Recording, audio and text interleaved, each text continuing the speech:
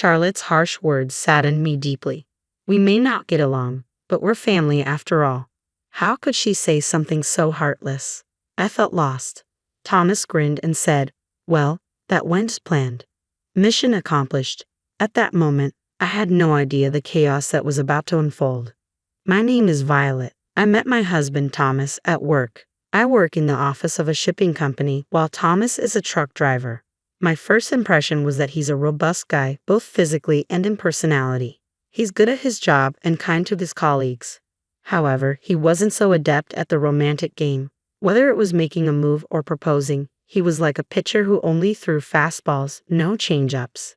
But I prefer a straightforward man over a guy who thinks he's a playboy. As our relationship progressed and tensions eased, I found him quite interesting. Above all, he gave me a sense of security that I could rely on him. We got married and were blessed with 2 children. Our son and daughter have moved out and live on their own now. Thomas and I live in a large house. Mom passed away 5 years ago due to illness. Thomas and I still work together at the same shipping company. Thomas has been promoted to a supervisor and now handles dispatching. We had a happy marriage, but one worry was my brother, Jason. That is soft on Jason. Jason has been dreaming of becoming a rock singer since he was a teenager. He's still chasing his dream, pompadour and all, no matter his age. I won't discourage anyone from following their dreams. However, when he runs out of money, he comes to borrow from Dad. Dad, being soft, lends him the money. Dad lending money is fine. But has he ever paid you back, Violet? When you lend money, you should do it with the intention of giving. That means you shouldn't expect it back. Remember that? But Jason thinks he'll somehow make it. He's underestimating life's challenges. Isn't that risky? When I was young, I dreamed of becoming a novelist, Dad said. But Victoria's parents said if I was going to marry her, I needed a stable job. So I gave up my dream and chose to marry. I don't regret getting married, but I do regret giving up my dream. That was the first time I'd ever heard about my dad's younger days. So that's why I want to support Jason's dreams, I said. But it doesn't seem like Jason's putting in much effort. Do you really think he can achieve his dreams while goofing off all day? Thomas asked.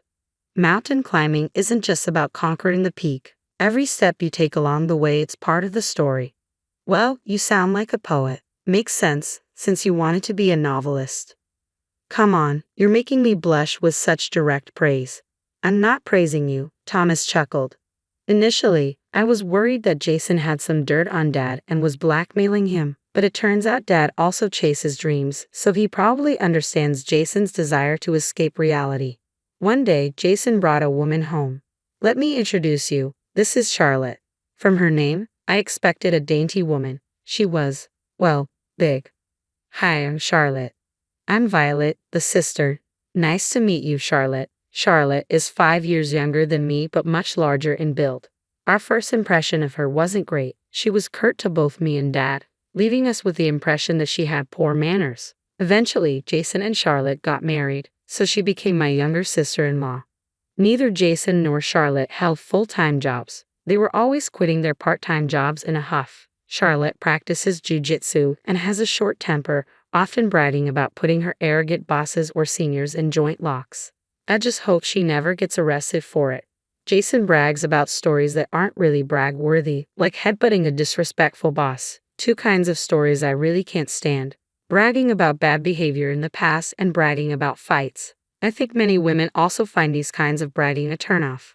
One day, Jason came home to borrow money from Dad again, and I finally spoke up.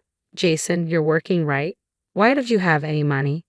I got into an argument with a plant manager just because I forgot to put away a card. Jason replied. I told him it was workplace harassment. He yelled again, so I gave him a flying knee kick to the chair. Charlotte chimed in, seemingly pleased. I decided that if Dad wouldn't say it, I would. Every workplace has people you won't get along with, but you know, even people I initially disliked turned out to be decent later on. I've often been glad I didn't pick a fight. You and I lead different lives. My pride is taller than the One World Trade Center, so yelling at me is practically asking for a flying knee, Jason continued. I couldn't believe my ears when Charlotte cut in. Are you siding with a boss who harasses people? That's not what I'm saying. So you're lecturing me now? You better be ready for this, Jason replied. Ready to take this outside or here's fine too, Charlotte challenged. I was flabbergasted. What is she, a teenager, feeling threatened? I walked away, unable to believe she was actually picking a fight. Jason didn't intervene. Would he have stopped if it were his wife fighting his sister? Getting hurt would be the last straw. I knew I had to watch out for that couple. When I turned 50, Dad got sick and was hospitalized. It wasn't long before we had to say goodbye. People said he lived a long life at 80, but I didn't feel that way. I still wanted to talk about many things with Dad. When Thomas and I were alone, he said, "Violet, actually, Lawrence." "What?" "Never mind. Just tell me later." Before much time had passed since the funeral, Charlotte approached me. "Did Lawrence leave a will?" "A will? Probably not. He was hospitalized so suddenly. And if there's no will, then the inheritance." "You're already talking about inheritance. I guess you're not even sad." "How dare you? Want me to put you in the hospital? Try me." I raised my voice. Charlotte grabbed my arm in anger. I was taken aback but didn't want to apologize. "Should we call the police?" "What are you doing? You made me sound like a monster for bringing up the inheritance, so I thought I'd teach you a life lesson with an arm lock." "You're the one who's wrong, Violet. Enough. Don't yell. What are we going to do about the inheritance?" I was momentarily speechless, but then I glared at Jason. "Aren't you sad that Dad passed away?" I asked. "That's irrelevant. Stop calling me stupid." "I don't want to be called stupid by someone as stupid as you," Jason retorted sharply. "What did you just say?" The atmosphere grew tense until Thomas arrived. "What's going on here?" Thomas asked. "Wife, you better tell your husband to raise the kids right," Jason snapped. Those words crossed the line. "I'll pass that message right along to Jason," I replied, irritated. "Good on you. I'm fed up with you, Violet. This makes my decision easier," Jason declared, dropping a bombshell. "I'm the eldest son. That means the house and Dad's inheritance are all mine." "Are you out of your mind?" I exclaimed. "I'm perfectly sane," Jason said stone-facedly. Just as we were stunned by his audacity, Thomas spoke up. "Violet, let's try to keep a cool head. We're not making any progress." "Fine," I said, frustrated. We sat down at the table to hash it out. "The inheritance is all mine and Charlotte's." "Violet, I want you to give up your claim," Jason insisted. "That's ridiculous. Our dad isn't rich. If we split it between two households, there won't be much left," I argued. "There's only two of Dad's children, me and Jason, so it should be divided between us," Charlotte chimed in. But Jason scowled. "Look, Violet, you and Thomas both have jobs and are doing fine. I'm the one pursuing my dreams, so I'm the one who needs the money." "Why don't you get a job, Jason?" I retorted. "Let me finish. Living in the house means no rent, and with the inheritance, I can take on the world. Dad was cheering for me, you know. The best way to honor him is to play Carnegie Hall." "You can't even pack the local park," Phil interjected. "What if I do, Phil? Carnegie Hall. Will you put your money where your mouth is?" Jason challenged. "What are you talking about?" I seriously considered calling the police. I interjected. "Thomas, what do you say? Can you give in?" Jason turned to my husband. "I cannot," Thomas replied calmly. Jason then asked, "So you're asking Violet to relinquish her claim?" "Yes, and you're okay with that, Jason?" I responded, incredulous. "What are you talking about?" "Of course it's not okay," Jason said. At that point, Charlotte glared at me. "Shut up. You've been yapping like a puppy this whole time. Such words should not be tolerated." I glared back at her, incensed. "Is it cute to yap like a puppy only until you're in your 20s? Stop pretending to be a young girl. It's embarrassing for a 50-year-old hack." "Take that back. I won't tolerate insults," Charlotte snapped. "Thomas, wasn't it you who should have set her straight? What do you useless couple you are?" Jason added fuel to the fire. At this point, I couldn't keep quiet. "If you were as big as a hippo, I'd have slapped you a long time ago." Charlotte looked momentarily dumbfounded, then turned to Jason. "Did your sister just call me a hippo?" "Violet, apologize while you still can," Jason demanded. "I'll apologize when Charlotte does." "Enough, both of you," Thomas intervened. "Violet, calm down." "Fine, let's proceed with the disinheritance," Jason declared. I looked at Thomas with wide eyes, searching for reassurance, but something in his gaze told me he had a plan. Why else would he agree to such an unreasonable demand? I had no choice but to trust Thomas. "So, Jason, just to confirm, you're fine with Violet being disinherited?" Thomas asked calmly. "I've been saying that," Stop making me repeat myself. It's annoying, Jason replied irritably. What an infuriating couple. A wife who acts younger than she is and a husband who thinks he's smart but is actually dumb, Charlotte sneered.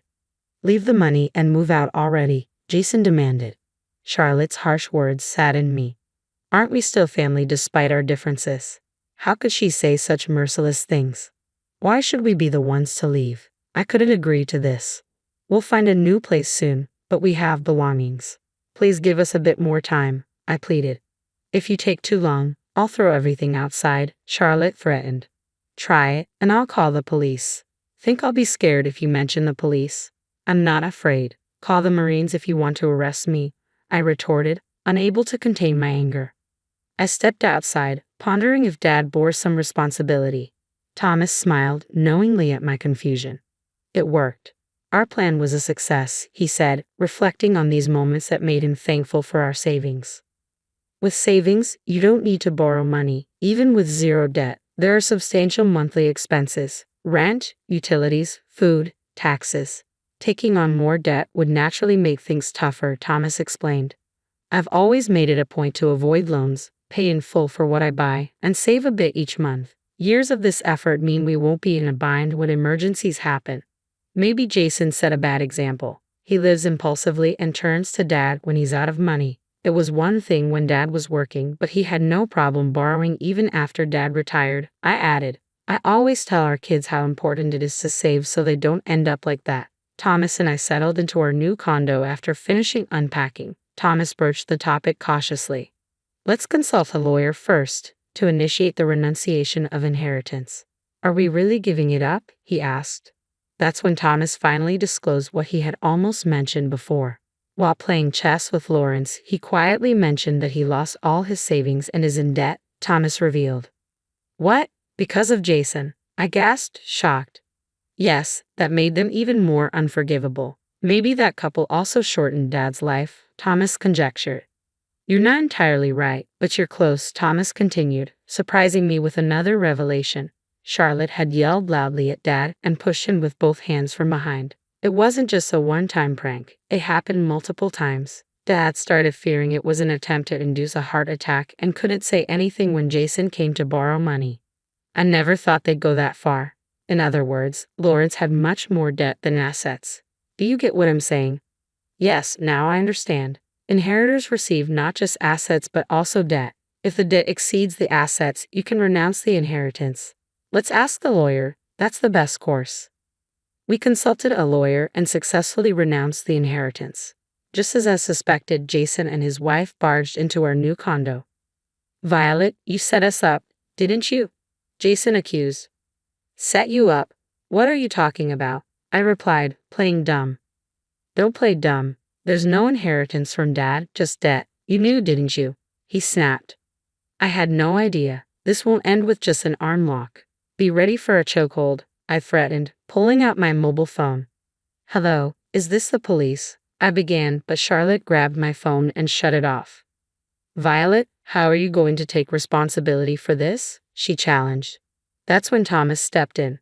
Jason, I recall asking you multiple times if it's okay to relinquish the inheritance, right?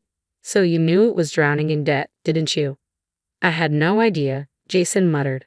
Whenever Jason needed money, Lawrence would lend it without a second thought. He gave out big amounts like it was nothing.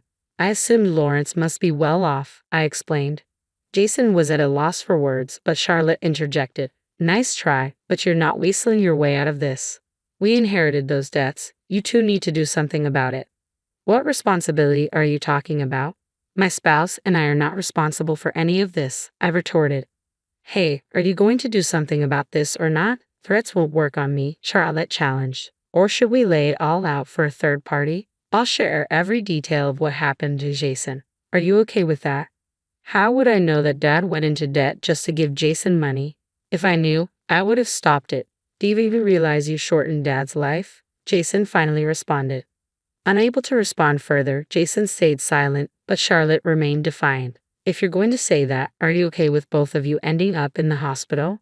Enough of this nonsense. If you lay a hand on me or coerce me, it's jail time. I warned Charlotte. Your threats don't work on me.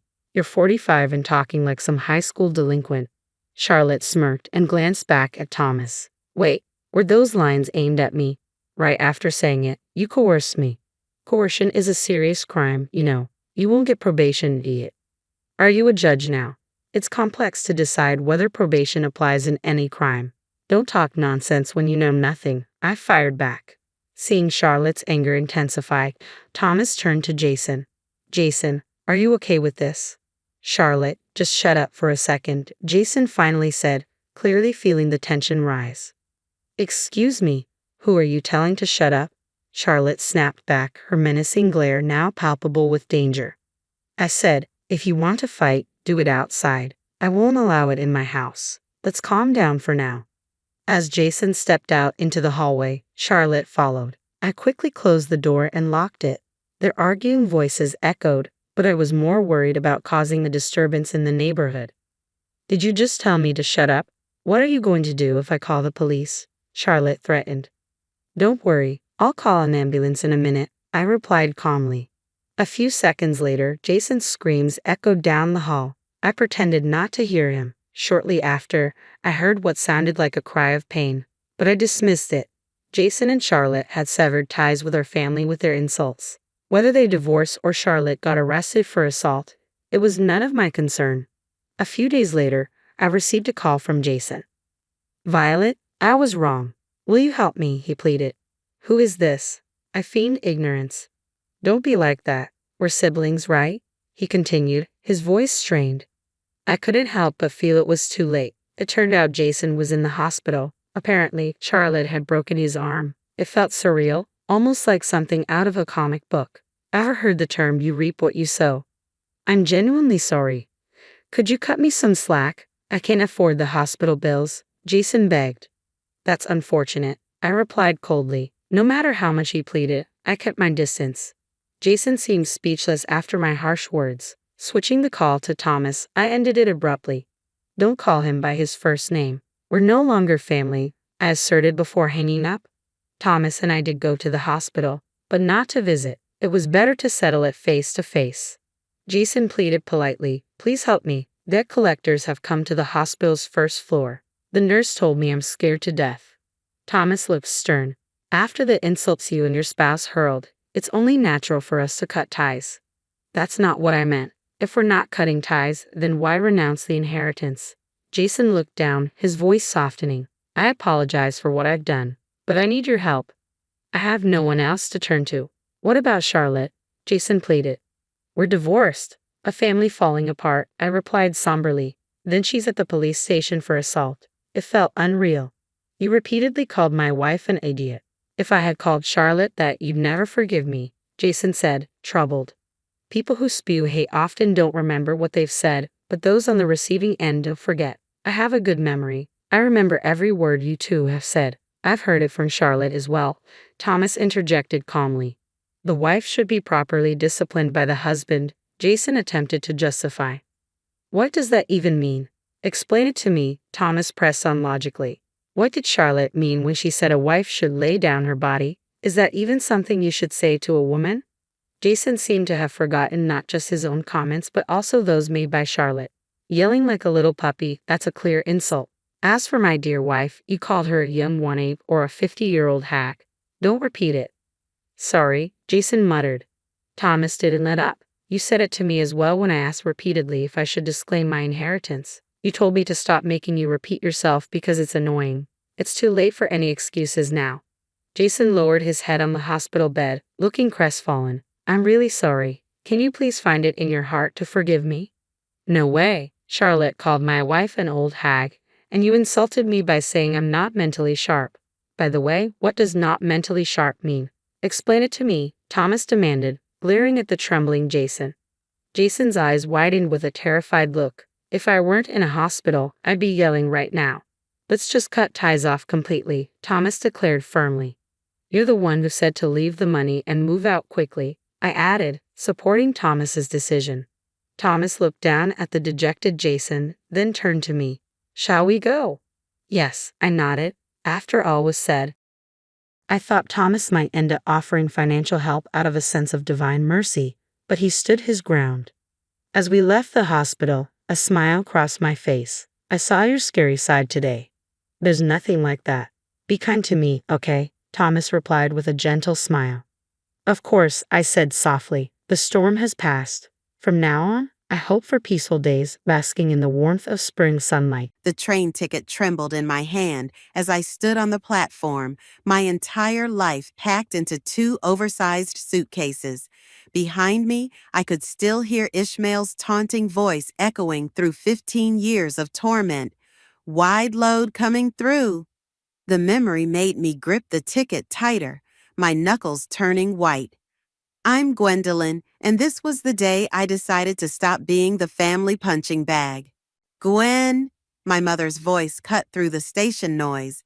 I turned to see her rushing towards me, her face flushed. You're being dramatic. Come home, and we'll talk about this like adults. I laughed, but there was no humor in it. Like adults? When have any of you treated me like an adult? Just yesterday, during what was supposed to be my graduation celebration dinner, Ishmael had made yet another fat joke. Better order 2 chairs for Gwen, he'd said, loud enough for the entire restaurant to hear. Dad had chuckled. Mom had pursed her lips in that way she always did, pretending she hadn't heard anything. Your brother just jokes around, Mom said now, reaching for my arm. That's what siblings do. I stepped back, keeping her at arm's length. No, Mom, that's what bullies do. You're being sensitive, she insisted. What will people think? Your father is respected in this community. How will it look when they find out his daughter ran away? The train whistle blew, and I felt a surge of relief. That's exactly the problem, I said, picking up my bags. You're more worried about what people will think than how I feel. Gwendolyn! This time it was my father's voice, authoritative and stern. He was striding across the platform, Ishmael trailing behind him with that smirk I'd grown to hate. Look who's finally grown a backbone, Ishmael called out. Though it's hard to see under all that.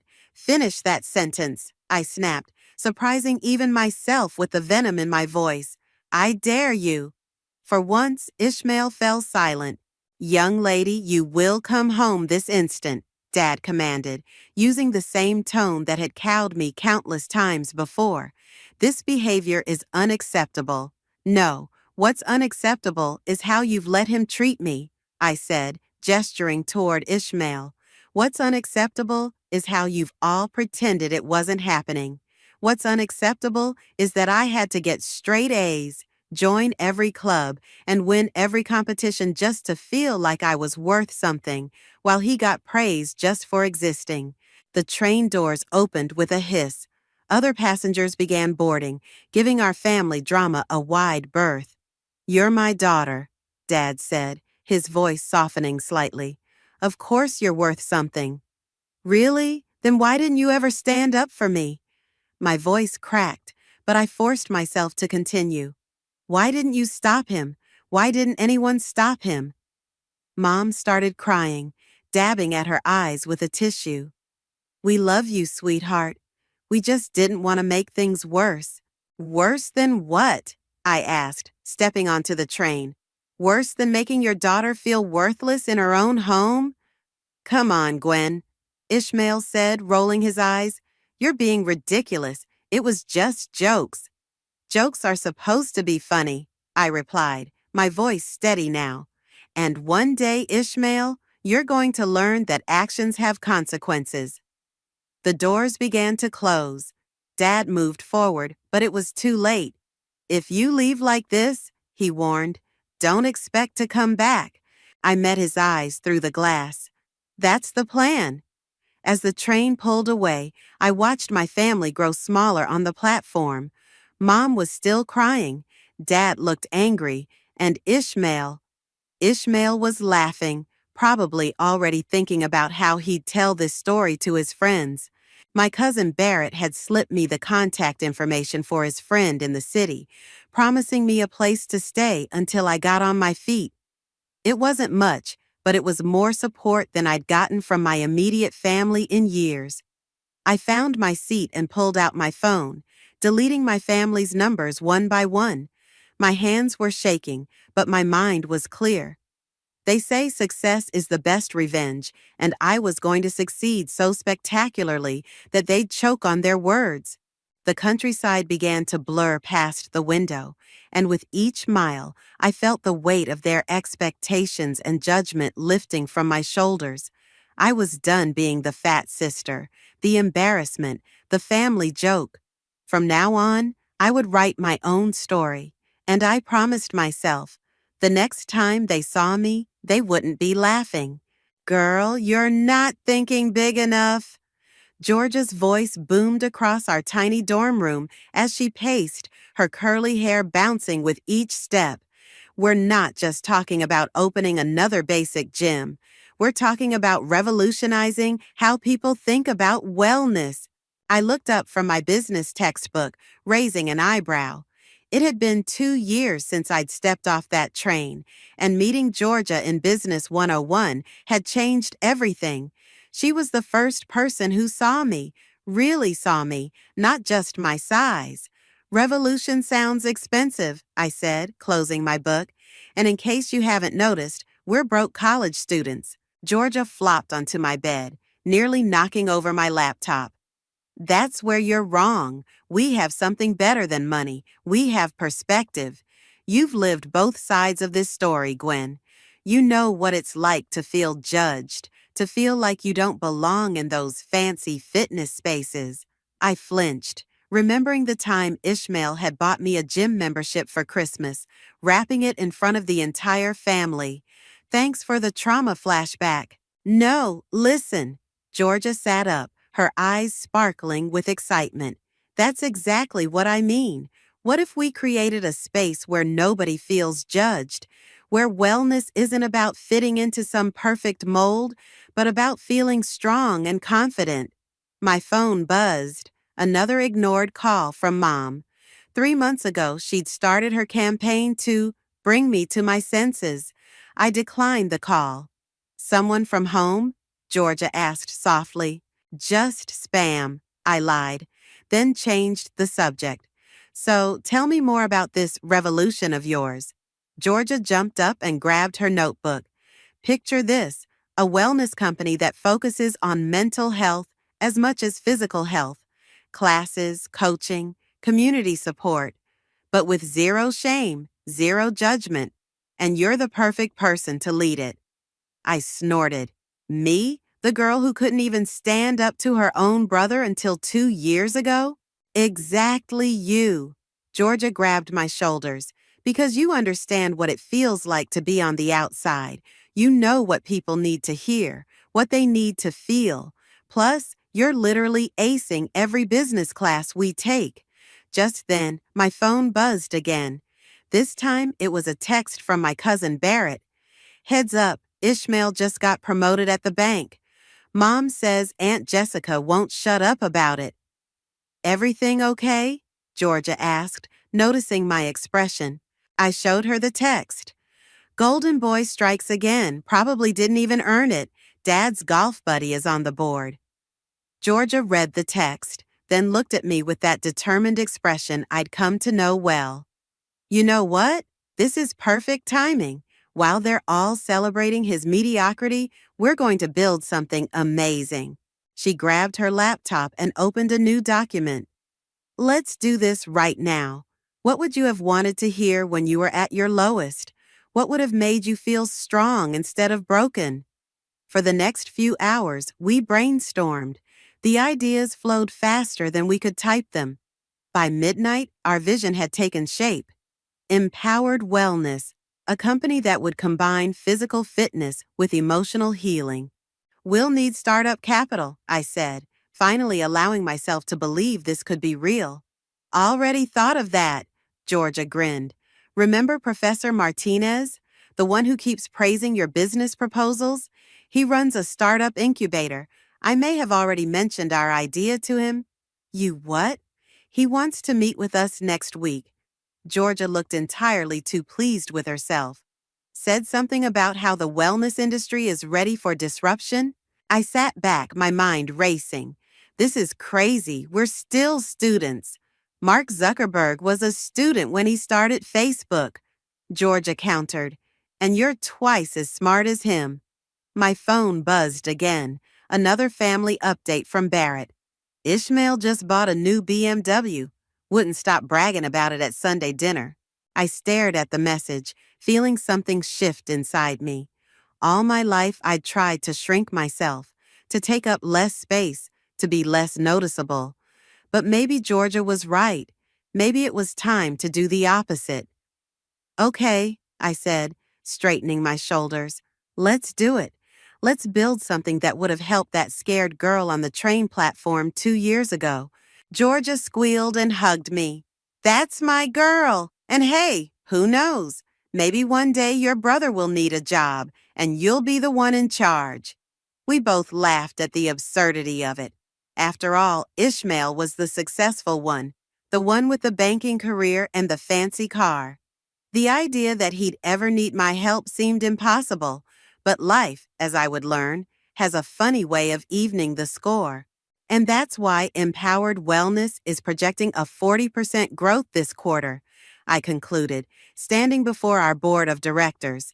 Any questions? The boardroom remained silent, impressed by our latest numbers.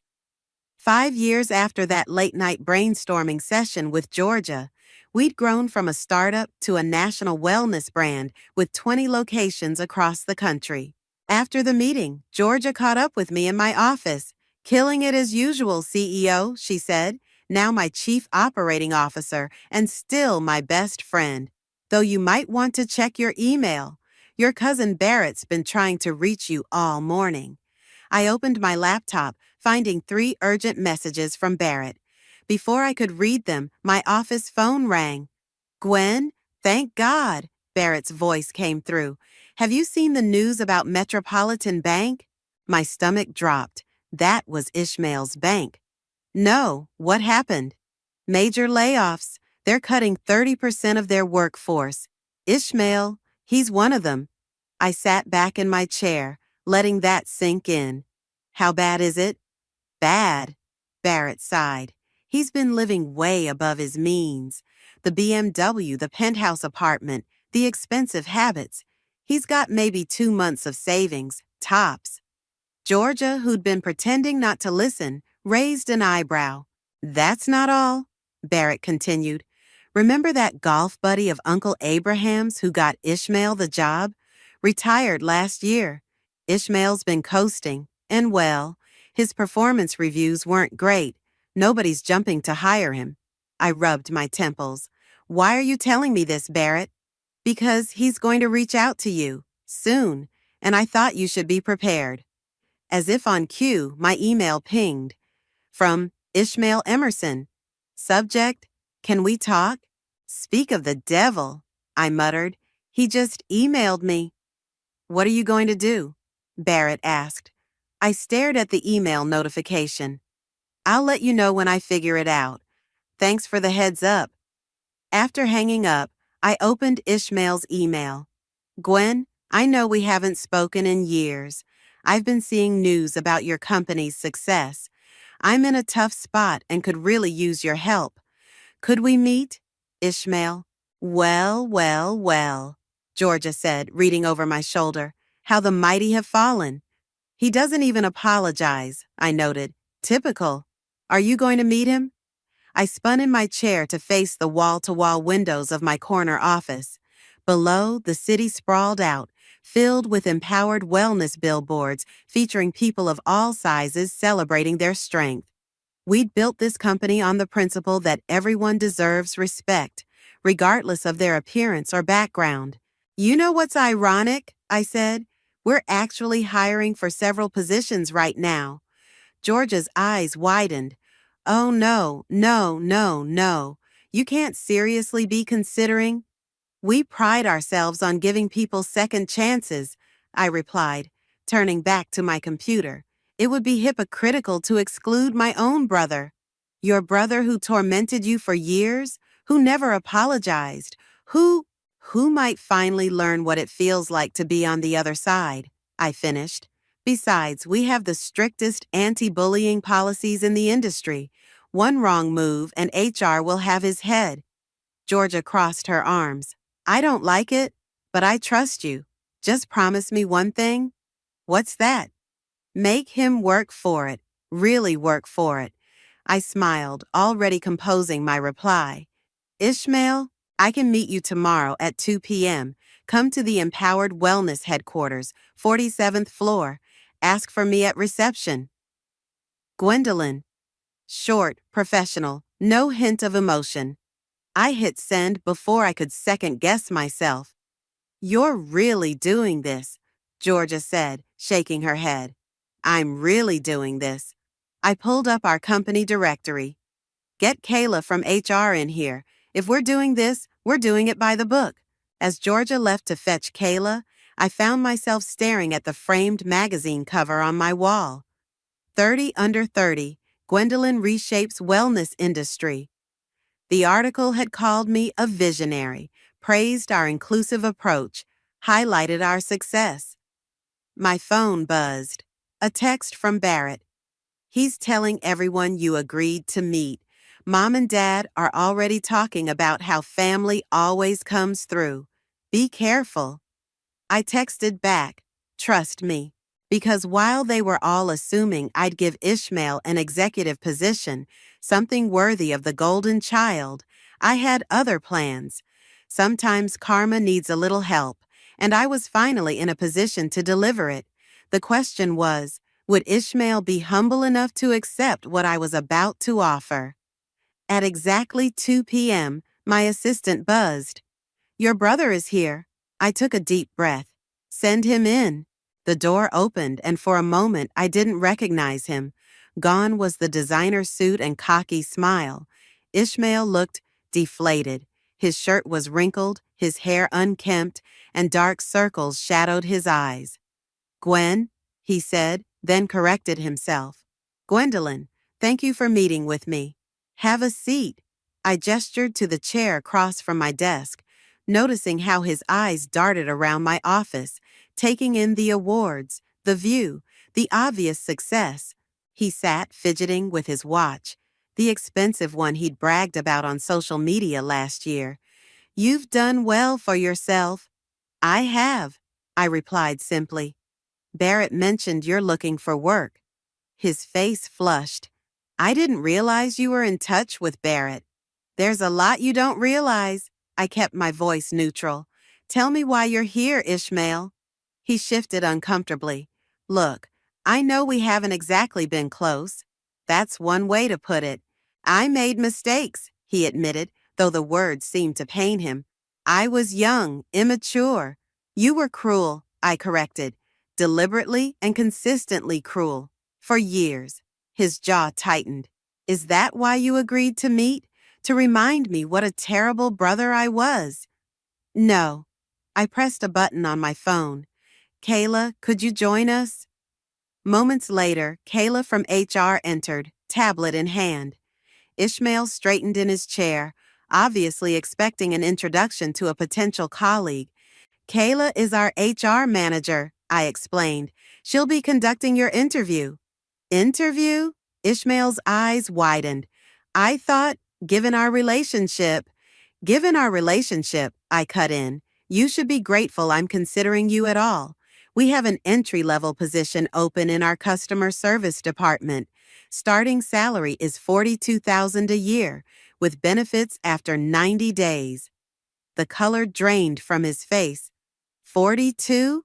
Gwen, I was making 6 figures at the bank. And now you're making 0. I stood up. Kayla will interview you. If she thinks you're suitable, and if you're willing to start at the bottom like everyone else, we'll have you shadow our top customer service representative for 2 weeks. After that, assuming you meet our standards, we'll discuss a permanent position. This is ridiculous, he sputtered. I have an MBA. So do half our employees, I replied. The difference is, they earned their positions. They weren't handed them by Dad's golf buddies. That hit home. He slumped in his chair, the fight leaving him. I can't survive on $42,000. Then sell the BMW, downsize your apartment. Do what normal people do when they need to rebuild. I moved toward the door. The choice is yours. Take the interview or leave. But if you leave, don't expect another offer. As I reached for the handle, he spoke again. Wait.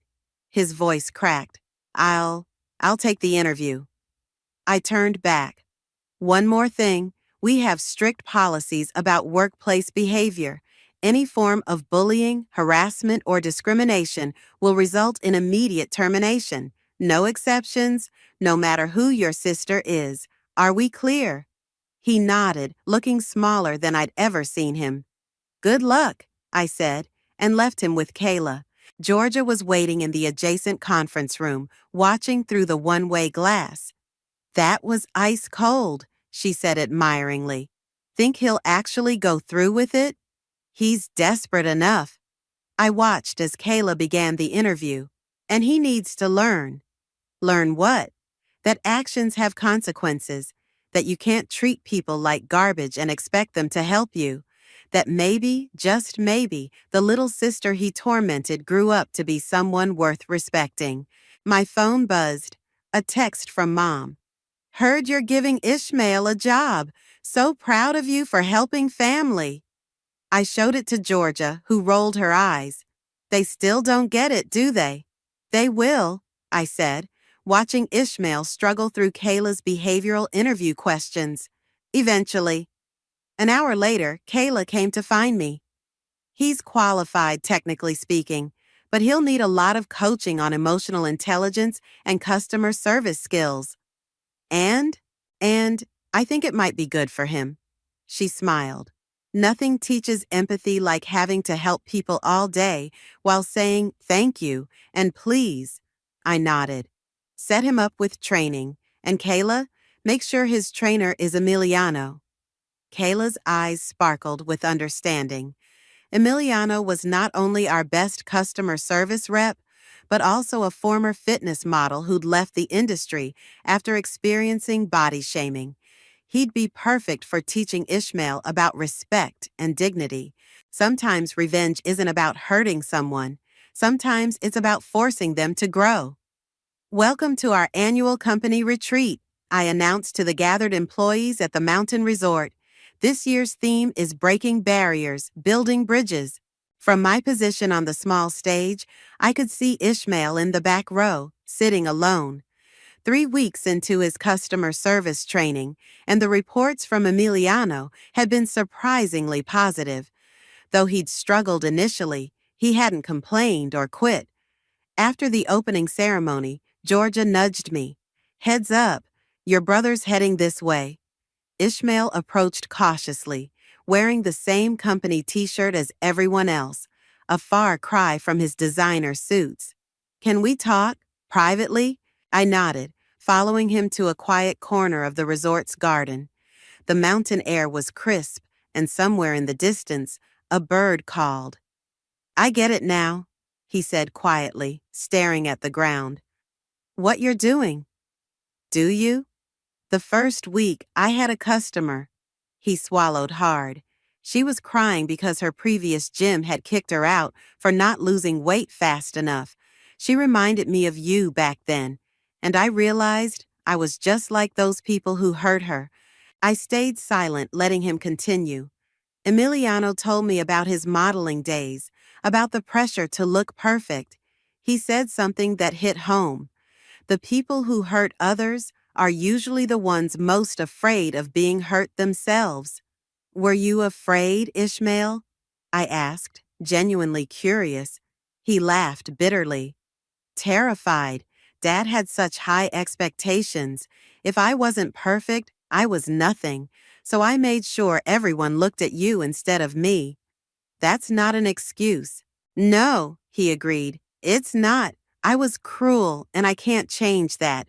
But watching you now, the way you've built this company, how you treat people, how they respect you, I'm sorry, Gwen. I'm so sorry. A group of employees walked past, laughing about the upcoming team-building activities. One called out, "Great customer satisfaction scores this week, Ishmael." He smiled, looking surprised at the recognition. That's another thing. Here, people care about what you do, not who you know or how you look. That's the whole point, I said. Everyone deserves respect. Everyone deserves a chance to prove themselves. Even terrible brothers? Especially terrible brothers who are trying to change. Suddenly, Emiliano's voice called out from behind us. Sorry to interrupt, but we need our star customer service trainee for the trust fall exercises. I watched as Ishmael's face shifted from embarrassment to determination. Coming. He turned back to me. Thank you, Gwen, not for the job, but for for showing me a better way. As he walked away with Emiliano, Georgia appeared at my side. Well, that was unexpected. Think he means it? Look, I pointed to where Ishmael was now helping a plus-size employee adjust her safety harness for the trust fall, showing genuine patience and care. That's not the same person who used to moo at me in high school hallways. My phone buzzed. Dad calling. I declined it. Still not ready? Georgia asked. They need to understand first, I said. Really understand. Later that evening, during the campfire session, I watched as Ishmael voluntarily stood up to share during the Moments of Growth segment. I used to be someone else, he began, his voice shaking. Someone who thought putting others down made me bigger. Someone who hurt the person who should have been my closest ally. My sister. The crowd grew quiet. Most knew I was his sister, but no one had heard the full story. But working here, seeing how strength comes from lifting others up, not tearing them down, it's changed me. To my sister, he looked directly at me. I know I don't deserve your forgiveness, but I'm grateful for the chance to earn it. The silence was deafening. Then Emiliano started clapping, and others joined in. I felt tears pricking at my eyes but held them back. After the session, Emiliano approached me. You know, when you asked me to train him, I thought you were crazy. But he's actually becoming one of our best advocates for body positivity and respect. People can surprise you, I replied, watching Ishmael chat with a group of colleagues, his posture relaxed, genuine. My phone buzzed again, this time a text from Barrett. Mom says Ishmael hasn't been to Sunday dinner in weeks. Says he's always working or studying customer service manuals.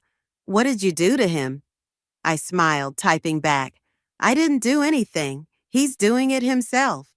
Because sometimes the best revenge isn't revenge at all. Sometimes it's giving someone the opportunity to face their own reflection and choose to become better. The question was, would it last? He's having trouble with Marcus from accounting. Kayla reported during our weekly HR meeting. Apparently, Marcus knew someone who worked with Ishmael at the bank. I set down my coffee. What happened? Marcus has been sharing stories about how Ishmael used to treat junior employees. It's creating tension in the break room. Georgia, who'd been quietly typing notes, looked up. Should we intervene? Before I could answer, there was a knock at my office door. Emiliano entered, looking concerned. Sorry to interrupt, but you need to hear this. He played a recording from that morning's customer service call monitoring. Ishmael's voice came through, remarkably patient as he handled an irate customer. Sir, I understand your frustration, he was saying. I used to judge people based on their appearance too, but I was wrong, and I hurt people I cared about because of it. Maybe this is a chance for both of us to learn. The customer's tone gradually shifted from hostile to reflective. By the end of the call, he'd signed up for our inclusive fitness program. That's the third call like this week, Emiliano said. He's turning our most difficult customers into advocates. While being ostracized by his coworkers, Kayla added. I stood up, walking to the window. Where is he now? Break room, Emiliano replied. It's not pretty. I headed down to the 10th floor, where I could hear raised voices before I even reached the break room. Must be nice, Marcus was saying, having your sister own the company. Is that how you got away with treating people like garbage at the bank too? I'm not that person anymore. Ishmael's voice was quiet but firm. People don't change, Marcus scoffed. They just get better at hiding who they really are. I stepped into the room. Everyone froze.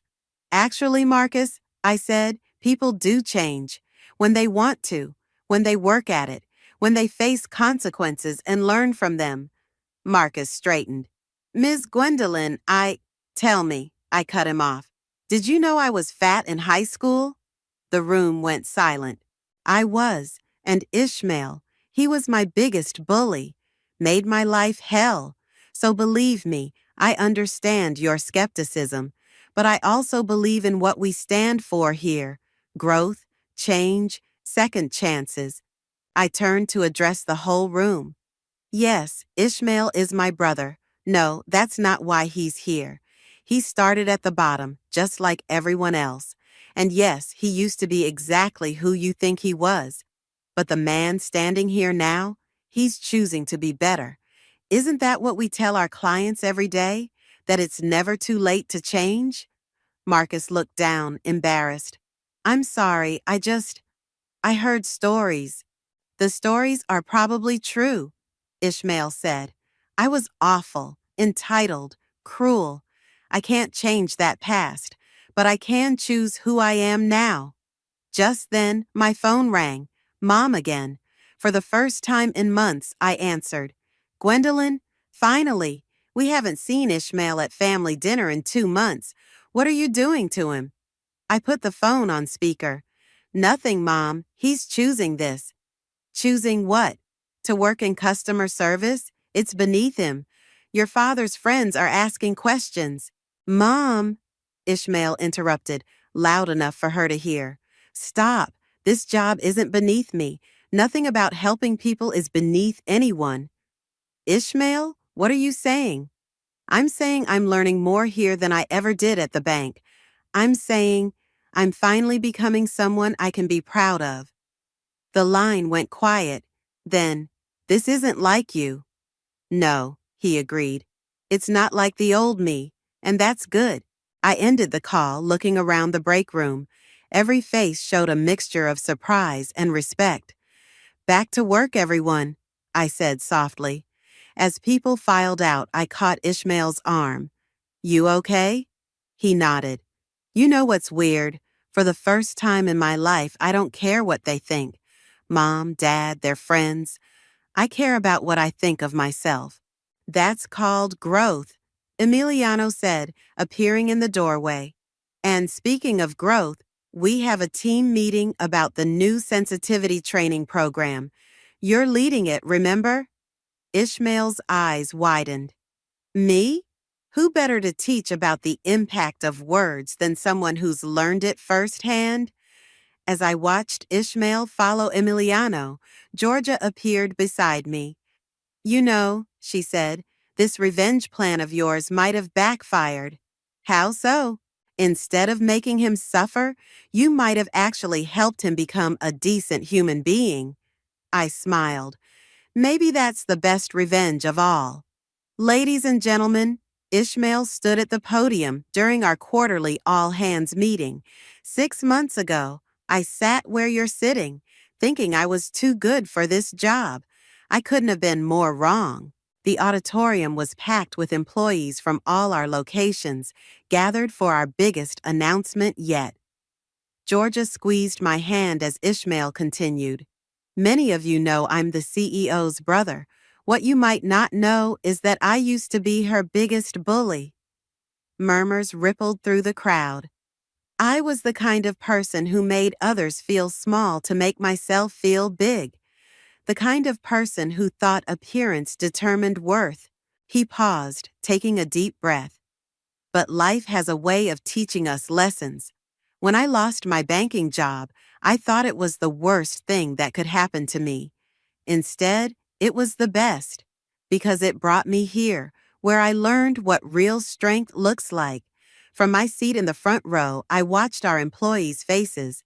Many were nodding, some were wiping tears. Yesterday we hit a milestone, Ishmael announced. Our customer satisfaction scores are the highest in the industry. Not because we're perfect, but because we understand struggle. We understand growth. We understand second chances. Georgia stood up, and that's why we're excited to announce our new initiative, Second Chances Program. Ishmael, would you like to explain? He smiled. We're partnering with rehabilitation centers and unemployment offices to offer job training and placement services because everyone deserves the chance I got, the chance to become better. The applause was deafening. As Ishmael stepped down, my phone lit up with a text from Dad. Saw the company live stream. We need to talk. Before I could respond, another message came through from Mom. Your father and I are in the lobby. My heart stopped. Georgia saw my face and grabbed my phone. Oh shit, she whispered. Want me to get security? No, I said, standing. It's time. I found them by the reception desk, Dad in his golf clothes, Mom clutching her designer purse. They looked out of place among our diverse, casually dressed employees. What are you doing here? I asked. We saw the broadcast, Dad said stiffly. Wanted to see this operation for ourselves. Gwendolyn, Ishmael's voice called out. He jogged over, then stopped short. Mom? Dad? Look at you, Mom said, eyeing his company polo and khakis. Working in customer service. What will people think? They'll think I'm doing honest work, Ishmael replied. Making a difference. A difference? Dad scoffed. By helping fat people feel good about themselves? The lobby went quiet. I saw Emiliano step forward, but Ishmael held up a hand. No, Dad, he said firmly. By helping people understand their worth isn't determined by their size, their background, or their father's golf buddies. How dare you, Dad started, but Ishmael continued. I used to be just like you, judgmental, cruel, caring more about appearances than actual worth. But Gwen, he looked at me. She gave me a chance to learn better, to be better. By humiliating you? Mom demanded. By showing me respect, Ishmael corrected. Something I never showed her, something you never taught me to show her. Dad's face reddened. We gave you everything. You gave me permission to be awful. I finally spoke up. You taught him it was okay to hurt me as long as he looked good doing it. We never, Mom began. You did, Ishmael interrupted. Every time you laughed at my jokes, every time you told her to toughen up, every time you chose my success over her pain, security had quietly positioned themselves nearby, but they weren't needed. Dad looked around the lobby, at the employees watching, at the wall of success stories showing transformations both physical and emotional. This is really what you want? He asked Ishmael. To work for your little sister? No, Ishmael said. I want to work with my sister. There's a difference. And yes, this is exactly what I want. Mom started crying. Dad put his arm around her, looking lost. I think you should go, I said quietly. But when you're ready to really talk about everything, you know where to find us. As they left, Emiliano approached. You okay? Actually, I said, surprised to find it was true. I am. Both of us are. Ishmael nodded. For the first time, I feel free. Georgia appeared with a tablet. Well, good, because the Second Chances program already has 50 applications. Ready to review them? Together? Ishmael asked me. I smiled. Together. Because sometimes karma doesn't just come full circle. It opens up entirely new paths, leading to places you never expected to find healing. And the Wellness Industry Innovation Award goes to Empowered Wellness's Second Chances program. The ballroom erupted in applause as Ishmael and I walked to the stage together. Under the bright lights, I could see our team cheering, Georgia, Emiliano, Kayla, and dozens of others who'd made this possible. Thank you, I began, gripping the podium. But the real winners are our program participants. People who, like my brother and me, discovered that change isn't just possible, it's transformative. Ishmael stepped forward. When my sister offered me a job, I thought it was revenge. Instead, it was redemption. And now we've helped over 500 people find their own path to redemption. As we left the stage, Georgia rushed up with her phone. Your parents just posted on LinkedIn. You might want to see this. The post showed a photo of us accepting the award with the caption, "Proud of our children, Gwendolyn and Ishmael, for showing us what real success looks like. We were wrong. We're learning." Proud parents, or second chances. They posted that publicly? Ishmael whispered. There's more. Georgia scrolled down. They've signed up for our family counseling program. I felt my throat tighten. When? This morning. Your dad specifically requested Marcus as their wellness coach. I couldn't help but laugh. Marcus, who'd once confronted Ishmael about his past, had become one of our most effective counselors for families dealing with body-shaming issues. Speaking of family, Emiliano appeared, straightening his tie. Your cousin Barrett is here, and he brought guests. Barrett emerged from the crowd, followed by Mom and Dad. They looked different, humbler somehow. Dad wasn't wearing his usual golf attire, and Mom's designer purse was nowhere in sight. We watched the live stream of your speech, Dad said, his voice rough, about how parents can either enable growth or enable destruction. It hit home, Mom added, twisting her hands. We've been doing a lot of thinking. A lot of talking, too, Barrett chimed in. They haven't missed a single counseling session. I felt Ishmael tense beside me. And we're sorry, Dad said, the words seeming to cost him physical effort. We're sorry for creating an environment where cruelty was celebrated, where appearance mattered more than character. We're learning, Mom added. It's not easy facing your mistakes, but you two, you showed us it's possible. Georgia cleared her throat. The press wants photos of the award winners. Should I tell them to wait? No, I said, surprising everyone. Actually, let's do a family photo, all of us, including Barrett, who never gave up on any of us.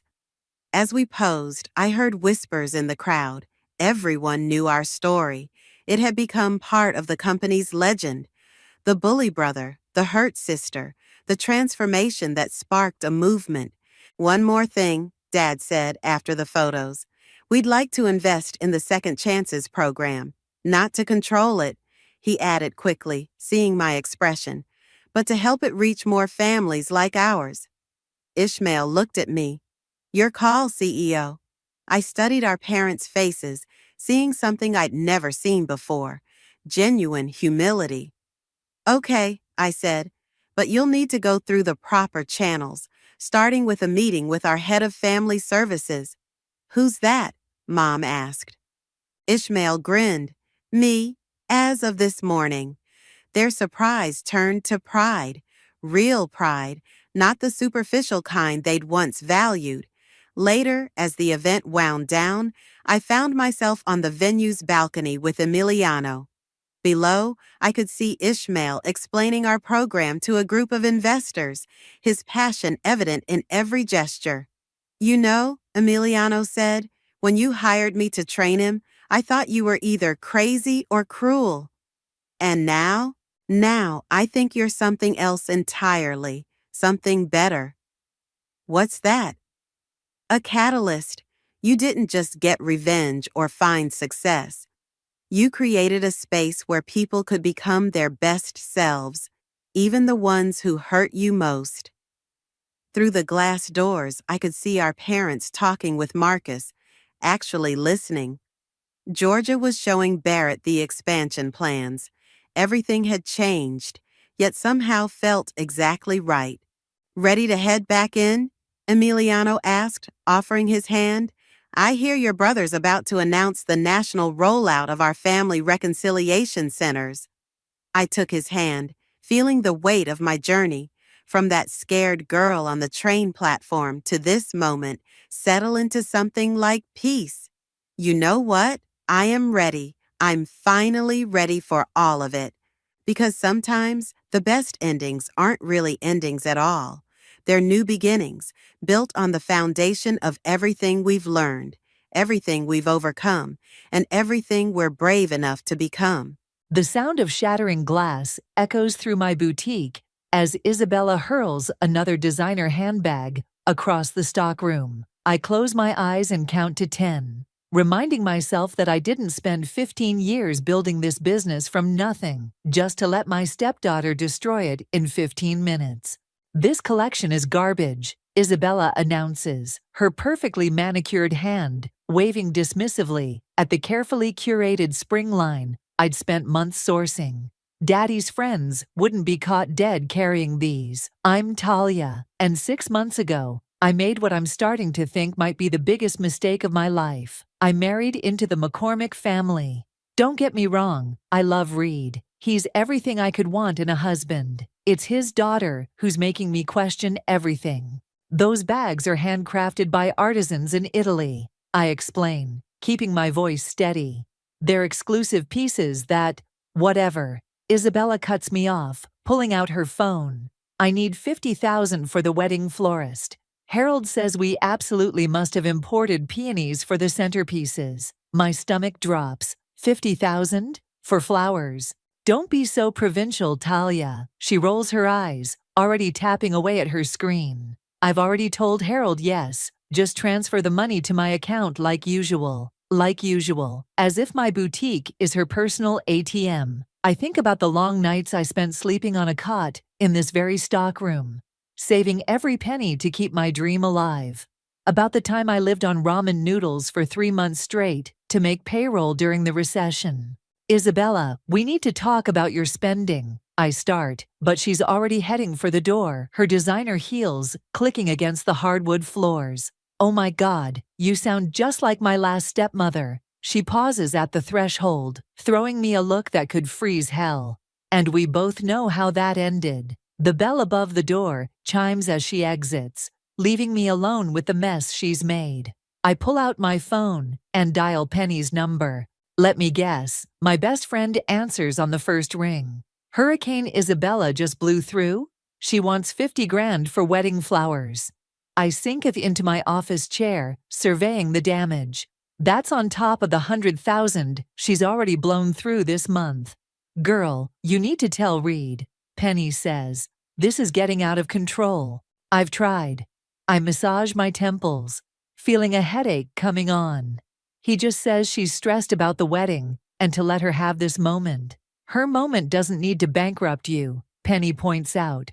What does Noah think about all this? My brother's voice echoes in my head from our conversation last week. You're too soft, Tal. She's walking all over you because you let her. Before I can respond, my office door opens and Reed walks in, looking handsome in his tailored suit. My heart still skips a beat when I see him, even after everything. There's my beautiful wife, he says, leaning down to kiss me. His smile fades when he sees my expression. What's wrong? Isabella was just here, I begin carefully. Reed, we need to discuss. His phone buzzes, and he holds up a finger. Sorry, honey, I need to take this. But listen, Isabella mentioned something about wedding flowers. Just handle it, okay?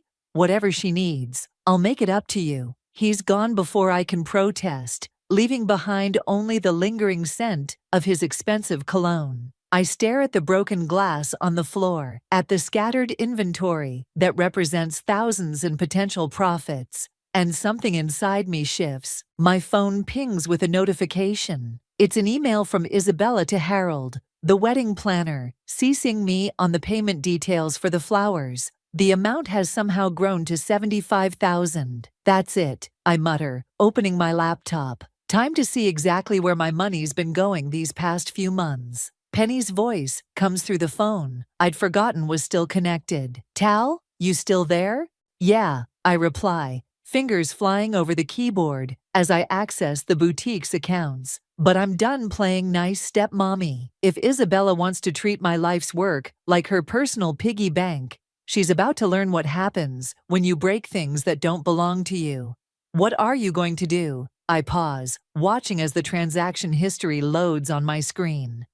I'm going to give her exactly the wedding she deserves. Another email notification pops up. Isabella demanding I process the payment immediately. I click delete and smile for the first time today. She has no idea what's coming. The numbers on my screen don't lie, but I check them again anyway. $250,000 in unauthorized transfers over the past 3 months. My hands shake as I scroll through the transactions, each one like a knife in my gut. You need to see this, I tell Noah over the phone. Can you come by the boutique? 20 minutes later, my brother's examining my laptop screen. His usual easy smile, replaced by a deep frown. She's forging your signature on these transfers, Tal. That's straight up fraud. I know. I pull up another document. Look at this email chain. She's been corresponding with vendors using my business email account, authorizing payments I never approved. Noah whistles low. Does Reed know? Before I can answer, the boutique's front door chimes. Isabella saunters in, followed by her friend Skylar. They're giggling about something until Isabella spots me behind the counter. Finally, I've been trying to reach you all morning, Isabella says, her voice sharp. The flower payment still hasn't gone through. That's because I didn't approve it, I reply, standing straighter. We need to talk about these unauthorized transfers, Isabella. Skylar's eyes widen, and she takes a small step back. Maybe I should wait outside. No, stay, Isabella commands, then turns to me. What unauthorized transfers? Daddy said I could use the boutique account for wedding expenses. Reed said you could use some funds, within reason, I correct her, not empty out my business accounts. Isabella laughs, but there's no humor in it. Your business accounts. Last I checked, you married into our family. Everything here is technically Daddy's anyway. Noah steps forward, his presence solid and reassuring beside me. That's not how it works, Isabella. The boutique belongs to Talia. She built it before she met your father. And who are you supposed to be? Isabella sneers. I'm her brother, and I'm also a financial advisor who knows fraud when he sees it. Isabella's perfectly composed face cracks for just a second. Fear flickers in her eyes before she masks it with contempt. Whatever, I'm calling Daddy.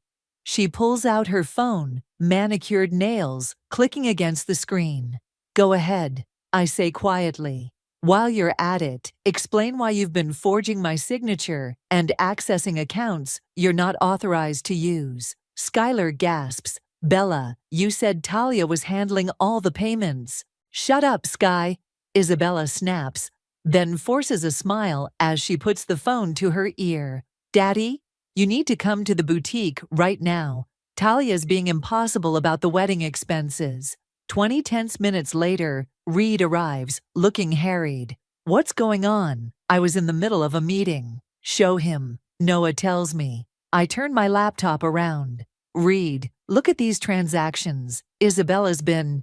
She's trying to ruin my wedding. Isabella cuts in, tears suddenly streaming down her face.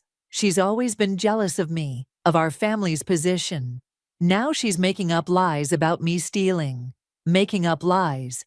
I pull up the email chain. Here's you impersonating me to vendors. Here's a forged signature on a bank transfer. Here's. Enough, Reed raises his hands. Isabella, is this true? Daddy, please, she sobs. You said I could use the money. I said you could have reasonable wedding expenses covered. Reed's voice is dangerously quiet. Not commit fraud. I think, Noah interjects, we should all sit down with the accountants and go through these transactions in detail. Isabella's tears dry up instantly. This is ridiculous. I'm leaving. No, you're not, Reed says firmly. You're going to sit down right now and explain exactly what you've done. Fine, Isabella shouts, mask finally cracking completely. You want to know what I did? I took what I deserved. What's a few $100,000 to this family anyway? Daddy spends that much on a weekend in Vegas. The boutique falls silent. Skylar looks mortified. Noah shakes his head. Reed's face has gone pale. I think, I say into the silence, we should continue this discussion at the house, with our lawyers present. Isabella's laugh turns hysterical. Lawyers? Really? You're going to sue me, your precious stepdaughter, over a few wedding expenses? I meet her eyes steadily. No, Isabella, I'm going to hold you accountable, maybe for the first time in your life. She grabs her purse and storms toward the door, pausing only to spit out, "You'll regret this. Nobody comes between me and my wedding. Nobody." As the door slams behind her, I notice an email notification pop up on my screen. It's from Isabella to Harold, the wedding planner, sent just minutes ago. Proceed with everything as planned. I don't care what it costs. Someone will pay for it all one way or another. I forward the email to my lawyer, then look at Reed. We need to talk. You're not actually going through with this, are you? Penny asks, watching me sort through the stack of financial documents spread across my dining room table. The wedding's in 3 days. That's exactly why I have to do it now. I hold up a bank statement covered in highlighted transactions. Look at this. She's even billing personal shopping sprees as wedding decorations. Noah enters with his laptop, setting it beside the papers. I've got something you need to see, Tal. He pulls up a video file. Security footage from the boutique. Watch this. The grainy footage shows Isabella entering, after hours, using a key she shouldn't have. She goes straight to my office, sits at my computer, and starts typing. When was this? I lean closer to the screen. Last week, I had the IT guy check your computer logs. She's been accessing your email, sending authorizations to vendors, and deleting the records. Penny whistles. That's next level crazy. My phone buzzes. A text from Reed. Can we talk? Isabella's devastated. Devastated, I read aloud, laughing without humor. She's devastated that she got caught, maybe. What did Reed say when you showed him everything? Penny asks. He's in denial. Keeps saying there must be some misunderstanding. I start typing a response, but delete it. He's at Isabella's place now, probably letting her manipulate him again. Noah closes his laptop. You know what you have to do, sis. The video presentation at the reception. I nod. Everything's ready? Almost. Just need to add this new footage. The doorbell rings, making us all jump. Through the window, I spot Melina, Reed's sister, standing on the porch. I open the door, and she rushes in without waiting for an invitation. You won't believe what I just heard, she says, dropping her designer bag on the table. I was at the country club with Skylar, and she told me Isabella's been lying to everyone about the wedding budget. What do you mean? I ask. She's been telling Thomas's family that you and Reed are paying for everything, because you insisted. That it's your wedding gift to them. Melina's eyes flash with anger. She's made you look like some desperate stepmother trying to buy her way into the family. My hands clench into fists. Of course she has. There's more, Melina continues. She's been spreading rumors that you're jealous of her relationship with Reed, that you're trying to come between them. Noah stands up. That's it. We're showing the video at the reception. No, Penny interrupts. You need to stop this before the wedding. Think about Thomas. He doesn't deserve to be humiliated in front of everyone. Thomas needs to see who he's really marrying. I counter. And everyone else needs to see who Isabella really is. My phone buzzes again. Another text from Reed. Coming home. We need to talk. He's going to try to talk you out of this, Melina warns. Isabella's got him wrapped around her finger. Not this time, I say, gathering the documents. Noah, finish the video. Penny, I need you to. The front door opens, and Reed walks in. He stops short at the sight of all of us. Family meeting, he asks, attempting a smile that doesn't reach his eyes. Just going over some interesting financial records, I reply. Want to join us?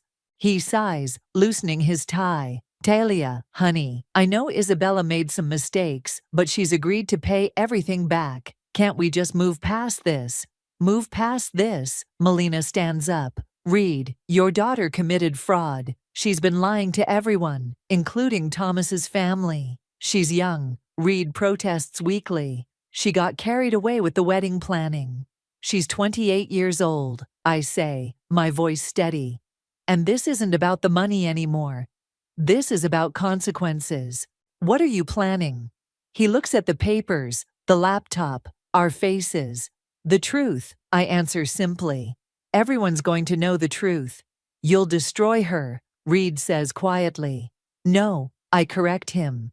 She destroyed herself. I'm just making sure she can't destroy anyone else. My phone pings with an email notification. It's from Harold, the wedding planner, forwarding a message from Isabella.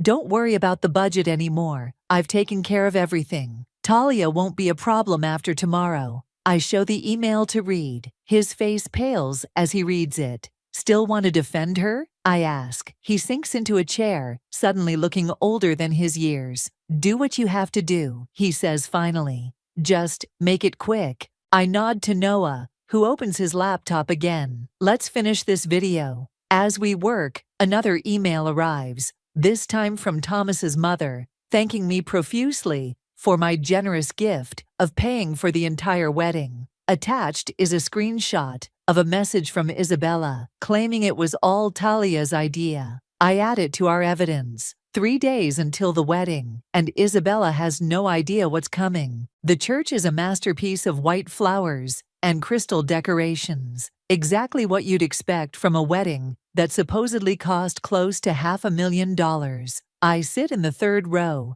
watching Isabella float down the aisle in her designer gown, looking every bit the innocent bride. You okay?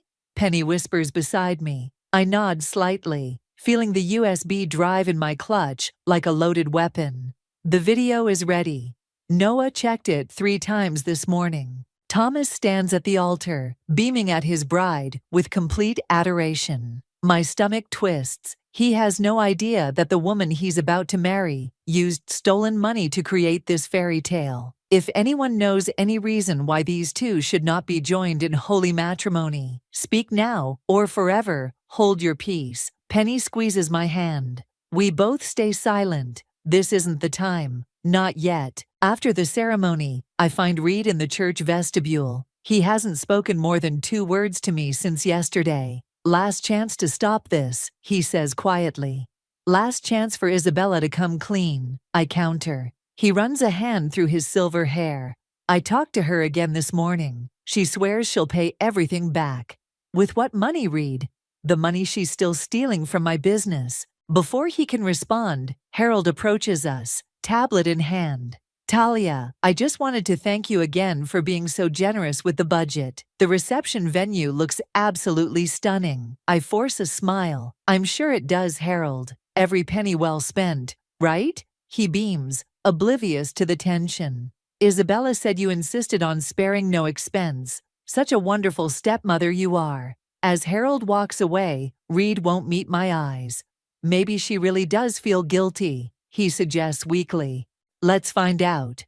I head for the church exit, where limousines wait to take us to the reception. The grand ballroom of the country club is even more extravagant than the church. Crystal chandeliers sparkle above tables laden with imported flowers and custom place settings. A string quartet plays softly in the corner. Everything's set, Noah murmurs as he passes by. Videos queued up for right after the father-daughter dance. I spot Isabella holding court with her bridesmaids, Skylar among them. They're all laughing about something until Isabella sees me watching. She excuses herself and sachets over, enjoying the wedding, Talia. Her smile is pure venom. I hope you're taking notes. This is how real society events are done, not like those little boutique parties you throw. It's certainly impressive, I agree. I especially like all the personal touches you've added with my money. Her smile doesn't waver. Careful, Talia. You wouldn't want to make a scene at my wedding. What would Daddy think? Don't worry about scenes, Isabella. I'm more interested in presentations. Something flickers in her eyes. Uncertainty, maybe fear. But before she can respond, the DJ announces it's time for the father-daughter dance. I watch Reed lead Isabella onto the dance floor. As Butterfly Kisses plays, they spin slowly, and for a moment, I see what Reed sees: his little girl, his princess. Then I remember the security footage of her sneaking into my office, the forged signatures, the lies. Melina appears at my elbow. Ready? Almost. I scan the room. Where's Thomas? By the bar with his parents. They're still gushing about your incredible generosity. The dance ends to applause. Isabella curtsies dramatically, blowing kisses to the crowd. Reed makes his way back to me, his expression troubled. What's wrong? I ask. She just told me she's already spent the money for next month's boutique inventory on the honeymoon. I stare at him. And, you're right, this has to stop. I signal to Noah, who heads for the DJ booth with the USB drive. Isabella's at the head table now, whispering with Thomas, probably feeding him more lies. Ladies and gentlemen, the DJ announces, before dinner is served, we have a special presentation prepared by the family. Isabella's head snaps up. This isn't on her meticulously planned schedule. The lights dim. The giant screen behind the head table flickers to life. Isabella's own voice fills the ballroom. Of course Talia doesn't know. She's such an idiot. I've been forging her signature for months. The security footage plays next, showing her breaking into my office. Then the bank statements appear, highlighted transactions scrolling past as Isabella's emails to vendors flash on screen. The ballroom is dead silent, except for gasps and murmurs. Thomas's mother stands up, her face white with shock. Skylar covers her mouth with her hand. And Isabella. She's frozen in her seat, watching her carefully constructed world crumble on the giant screen before her. The lights come up, all eyes turn to the head table. Thomas slowly pushes his chair back, standing up. Isabella. His voice cracks. What is this? She opens her mouth, but for once, Isabella McCormick has nothing to say. The silence lasts exactly 3 seconds before Isabella finds her voice. It's all lies, she shrieks, jumping to her feet. Talia doctored those videos. She's trying to ruin my wedding because she's jealous. Jealous? I stand up slowly. Let's talk about the truth, Isabella. Show everyone your phone. Show them the banking app you used to transfer my money. Thomas turns to his new wife, his face ashen. Did you steal the money for our wedding? Of course not, baby. Isabella grabs his arm. Daddy, tell them I had permission. Reed steps forward, and for a moment, I think he might cave again. But he shakes his head. No more lies, Isabella. We found your hidden account. We have the proof. Mrs. Francis, Thomas's mother stands up, her voice shaking. You told us Talia insisted on paying for everything. You said it was her wedding gift. That's right. Isabella's mascara starts to run. She promised, and now she's trying to humiliate me. Noah clicks to the next slide. Isabella's email to Harold appears. Don't worry about telling Thomas where the money's coming from. His family is too middle class to understand how things work in our world anyway. Thomas jerks away from Isabella like he's been burned. Middle class? Is that what you think of my family? No, Thomas, please. She reaches for him, but he backs away. Skylar stands up from the bridesmaids' table. You told me Talia was handling all the payments. You made me lie to vendors. The room erupts in chaos. Guests start whispering. Phones come out, and Isabella's perfect wedding dissolves into a social media nightmare in real time.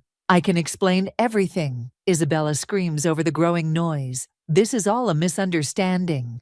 A misunderstanding? I walk toward the head table, pulling out my phone. Should we call the police? Let them decide if fraud and theft are just misunderstandings. You wouldn't dare, but her voice wavers. Try me. Thomas's father, a respected judge, rises from his seat. I believe we've heard enough. Thomas, come with us. We need to discuss annulment options. Annulment? Isabella's voice rises to a shriek. No, Thomas, don't listen to them. I love you. Love me? Thomas laughs bitterly. You love my family's connections. That's what this was all about, wasn't it? Social climbing. That's not true. But Isabella's eyes dart around the room.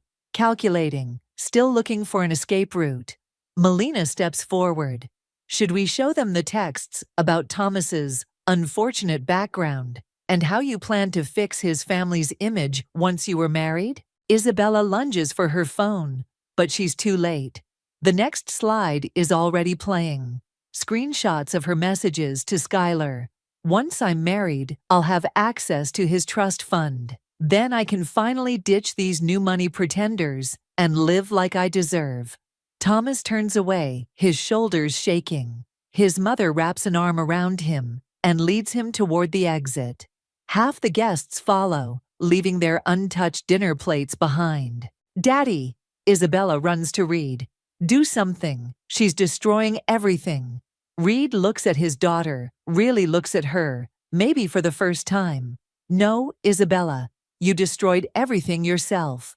She spins around, mascara streaking down her face, and points at me. "This is your fault. You'll pay for this. I'll sue you for defamation." "With what evidence?" Noah asks calmly. The truth is its own defense. Isabella grabs her champagne glass and hurls it at the screen.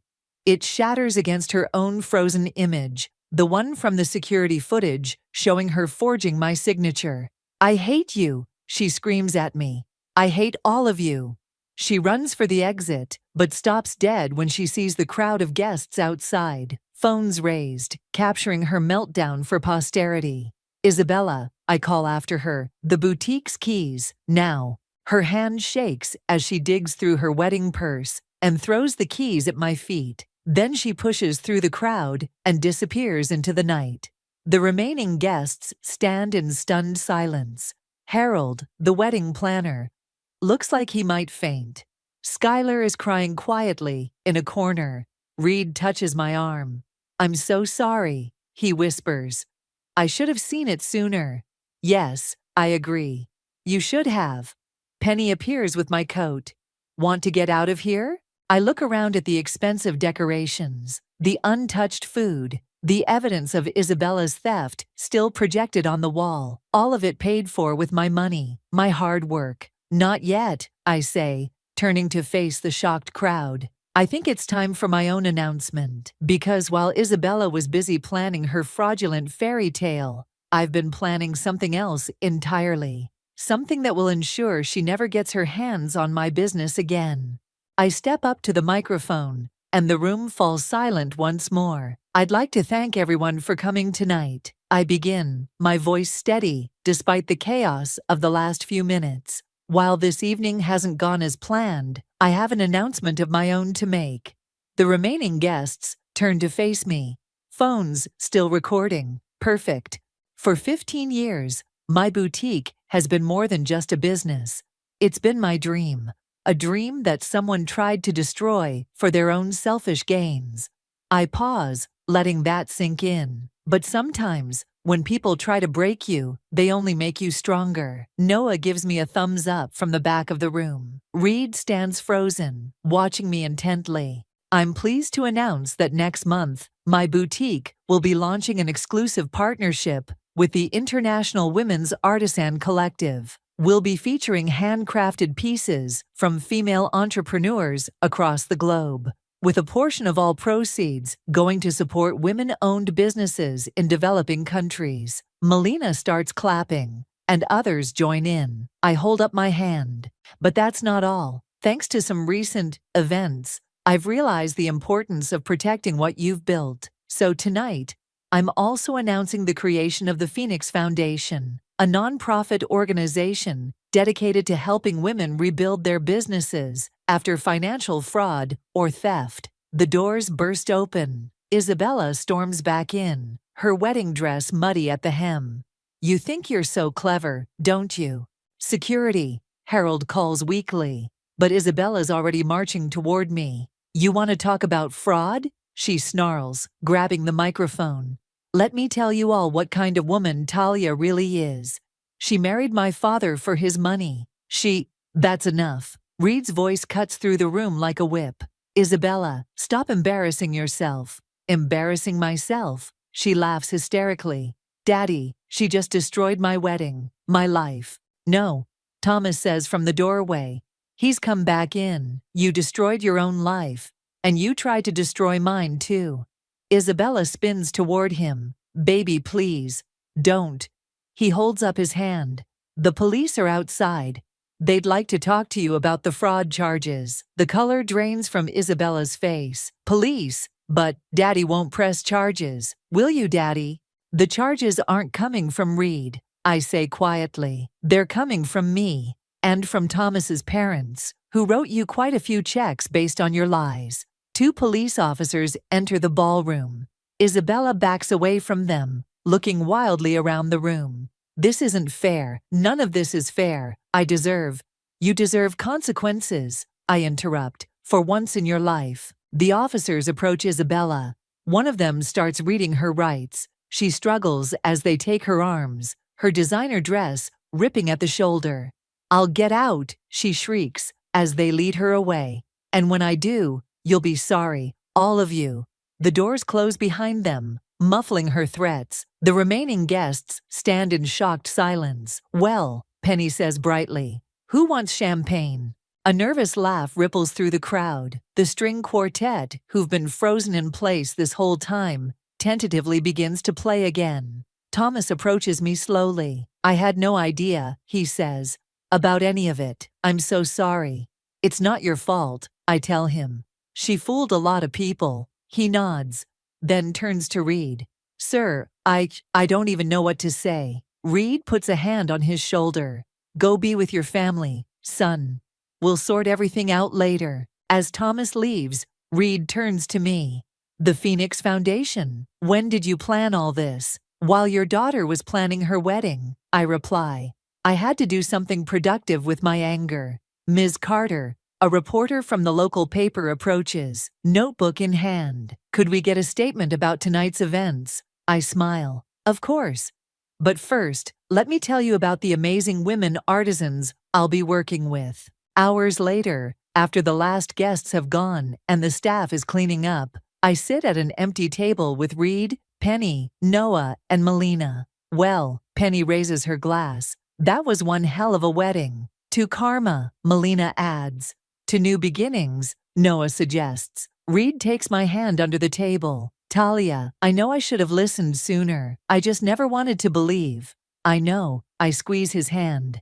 The question is, what happens now? Now, he looks around at the half-dismantled wedding decorations. Now we rebuild.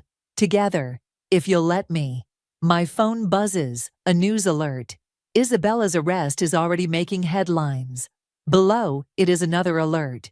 My boutique's website is crashing from too much traffic. I raise my glass. To rebuilding then, and to karma. We clink glasses as the last wedding flowers are cleared away, making room for whatever comes next.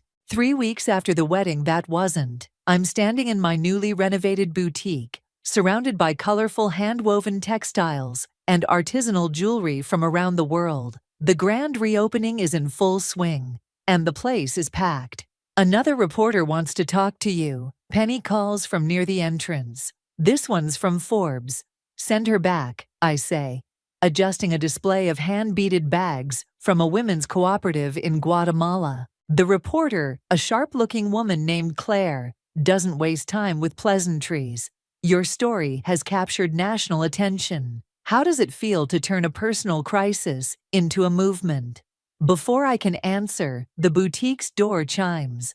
Thomas walks in, looking much better than the last time I saw him. Excuse me, I tell Claire. We can continue this in a moment. Thomas meets me halfway across the store. I wanted to stop by before I leave town, he says. I got a job offer in Seattle. Fresh start, you know? How are you holding up? He manages a small smile. Better. The annulment went through yesterday. My parents wanted me to thank you again for testifying. Thomas, Reed emerges from my office, where he's been handling calls all morning. I didn't know you were coming by. Just saying goodbye, sir. Thomas straightens his shoulders. And returning this, he pulls out a check. It's everything my parents gave her for the wedding. We sold the gifts and liquidated the honeymoon reservations. Reed takes the check, then pulls Thomas into a surprise hug. Take care of yourself, son. You deserve better. After Thomas leaves, Melina rushes over. You need to see this, she says, holding up her phone. It's a social media post from Skylar, a photo of Isabella entering a courthouse, with the caption, "Karma comes for us all. I'm sorry I ever helped her lie." Speaking of karma, Noah joins us, tablet in hand. The DA just called. Isabella's taking a plea deal. She'll have to pay restitution and serve 6 months, plus probation. Only 6 months? Penny frowns. Plus community service, Reed adds quietly. At a women's shelter. The irony isn't lost on any of us. Claire the reporter clears her throat. Mr. McCormick, how do you feel about your daughter's sentencing? Reed looks at me, then back at the reporter. I feel like it's exactly what she needs. Sometimes love means letting people face the consequences of their actions. The boutique's door chimes again. This time it's a group of women from the International Artisan Collective, their arms full of new samples. Talia, Maria, their coordinator, hugs me warmly. The first shipment sold out in 2 days. We need to double the next order. Triple it, I say, leading them to the display area. And wait until you see where we're putting your pieces in the new store layout. New store? Claire perks up. You're expanding. 3 new locations, Noah confirms, all featuring work from women entrepreneurs worldwide. The Phoenix Foundation will provide microloans and mentorship programs. And security systems, Penny adds with a wink, really good ones. The afternoon flies by in a blur of interviews, sales, and celebrations. As the sun sets, I find myself in my office with Reed, looking at the framed article on my wall, From Fraud Victim to Philanthropist, How One Woman Turned Betrayal into Triumph. I got a letter from Isabella today, Reed says softly. She asked me not to show it to you. What did it say? That she's sorry, that she wants to make things right. He sighs. That she needs help. Do you believe her? I don't know, but I do know this. You showed her something she's never seen before. What's that? That actions have consequences, and that real strength isn't about taking what you want. It's about building something that matters. A knock at the door interrupts us. It's Maria with the International Artisan Collective. Talia, we have something to show you, she says excitedly. The women in our Guatemala cooperative named their newest design after you. They're calling it the Phoenix Collection. She holds up a stunning handbag, hand-woven in vibrant reds and golds. The tag reads, "Rising from ashes, we soar together." It's perfect, I whisper, touching the intricate pattern. Reed wraps an arm around my waist, just like its namesake. Through the office window, I can see the boutique full of customers, reporters, and artisans. Penny's showing Claire the new collection. Noah's explaining the foundation's mission to a group of interested investors. Melina's helping a young entrepreneur fill out a loan application. This, I realize, is what victory really looks like. Not revenge, but renewal. Not destruction, but creation. Ready to go back out there? Reed asks. I pick up the Phoenix bag, more than ready. We've got work to do. The women's correctional facility looks exactly like I imagined. Stark and institutional. I follow the guard down a long hallway, my heels clicking against the linoleum floor. She's not expecting you, the guard says, stopping at a metal door. Are you sure about this? I nod. After all these months, it's time. Isabella sits at a metal table in the visitation room, wearing a beige jumpsuit that's a far cry from her designer wardrobe. She looks up as I enter, and for a moment, I see genuine shock on her face.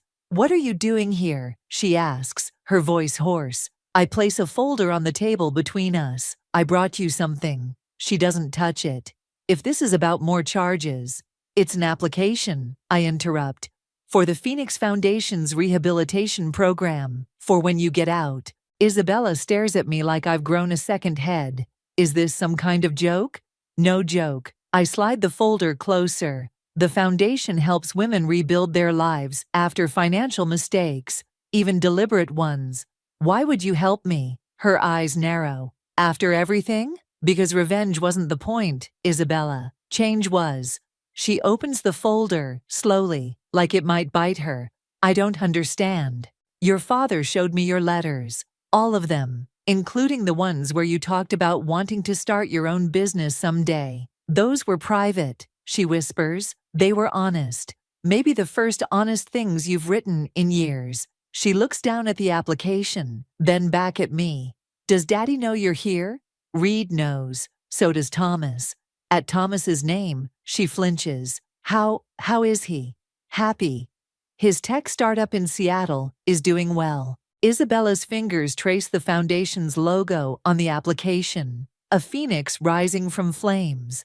I really messed up, didn't I? Yes, you did. I lean forward. But you can either let that define you, or you can use it to change. Why should I trust you? But there's less venom in her voice now, more uncertainty. Because I'm offering you something no one else has. A chance to earn your way back. Not with lies or manipulation, but with actual work. She's quiet for a long moment, reading through the application. It says here participants have to do community service at women's shelters and financial literacy programs, teaching others what you learned the hard way.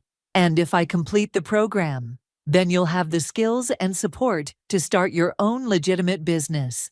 But you'll have to build it yourself, brick by brick, no shortcuts.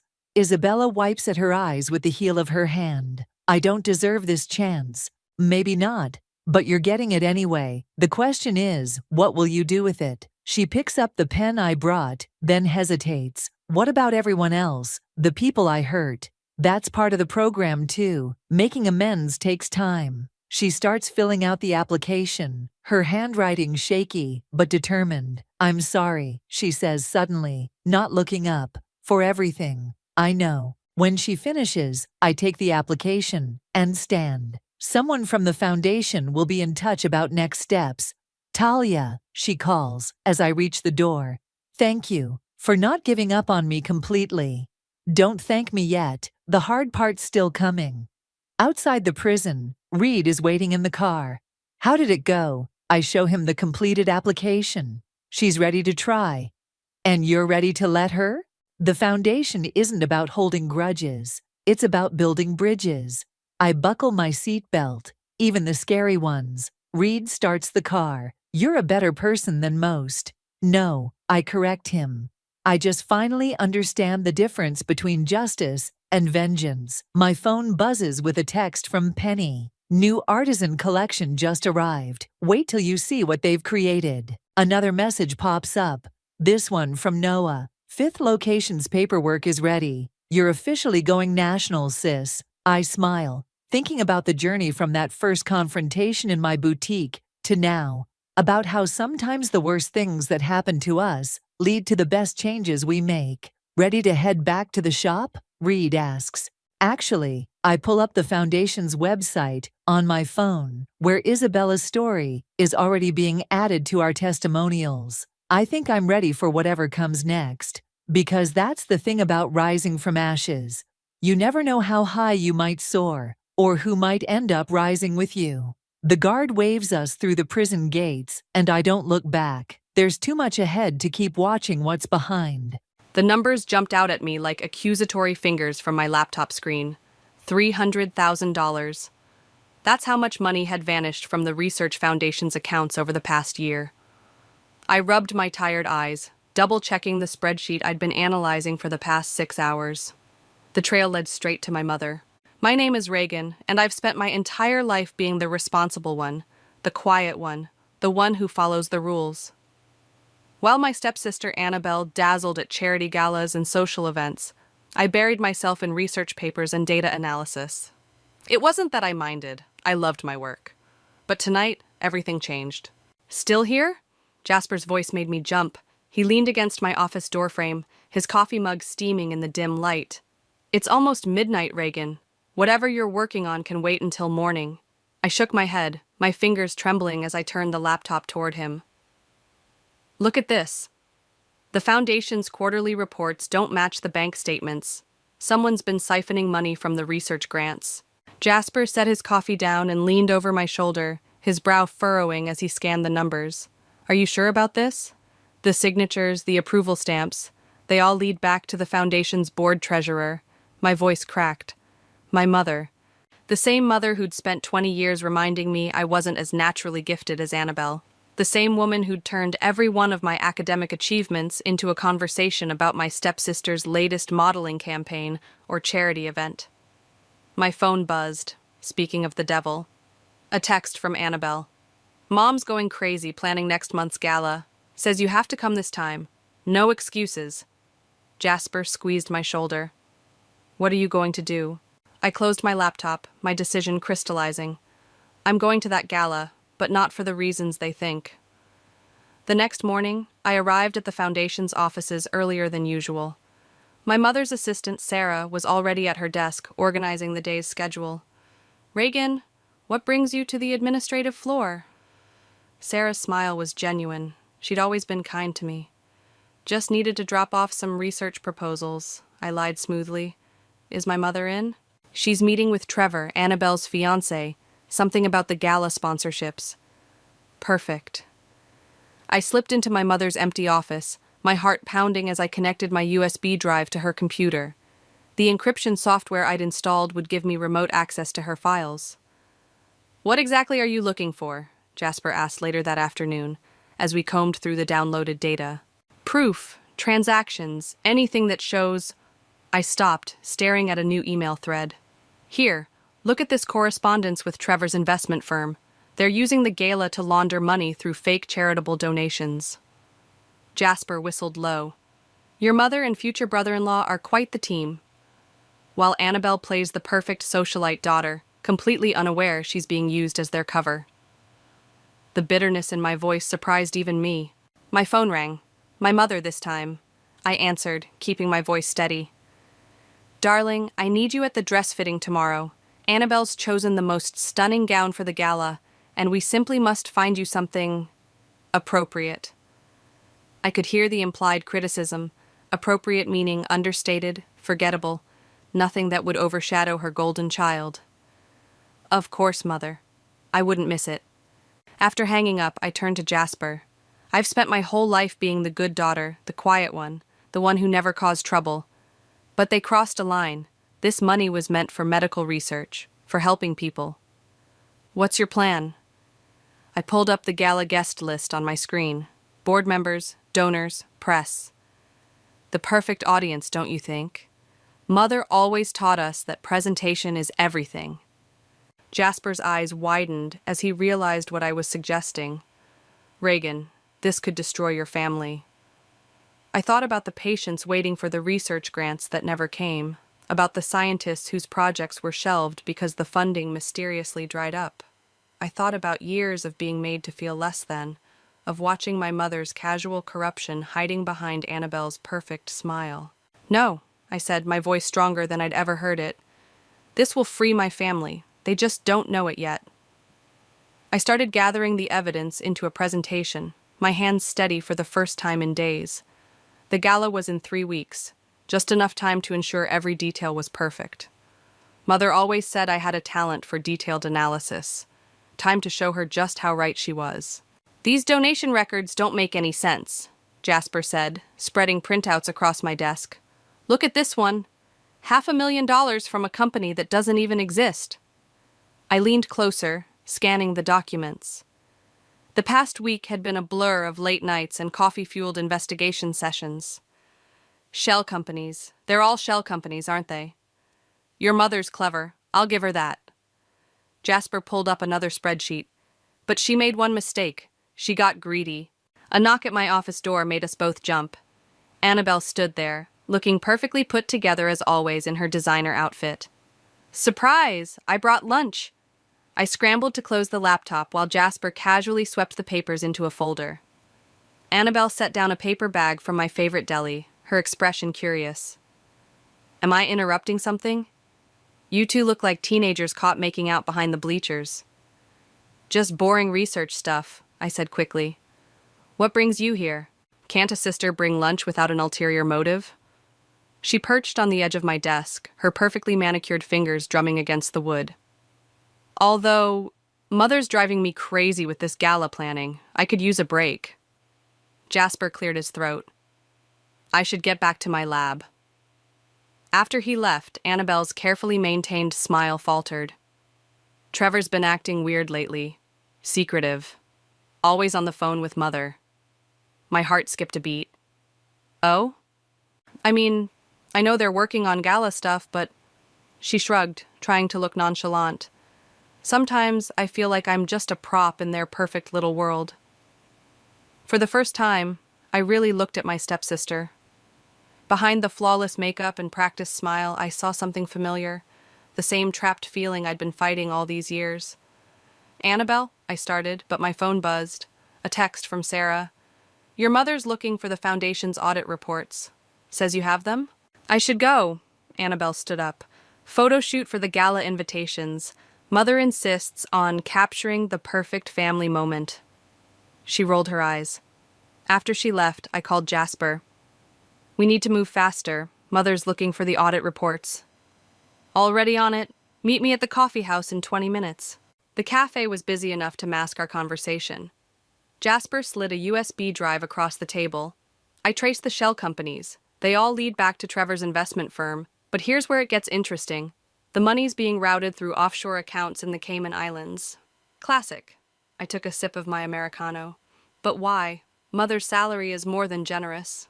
That's not all. Jasper lowered his voice. I found emails between your mother and Trevor discussing something called Project Legacy. They're planning to announce it at the gala. My phone lit up with a text from Mother. Darling, don't forget. Dress fitting tomorrow at 10.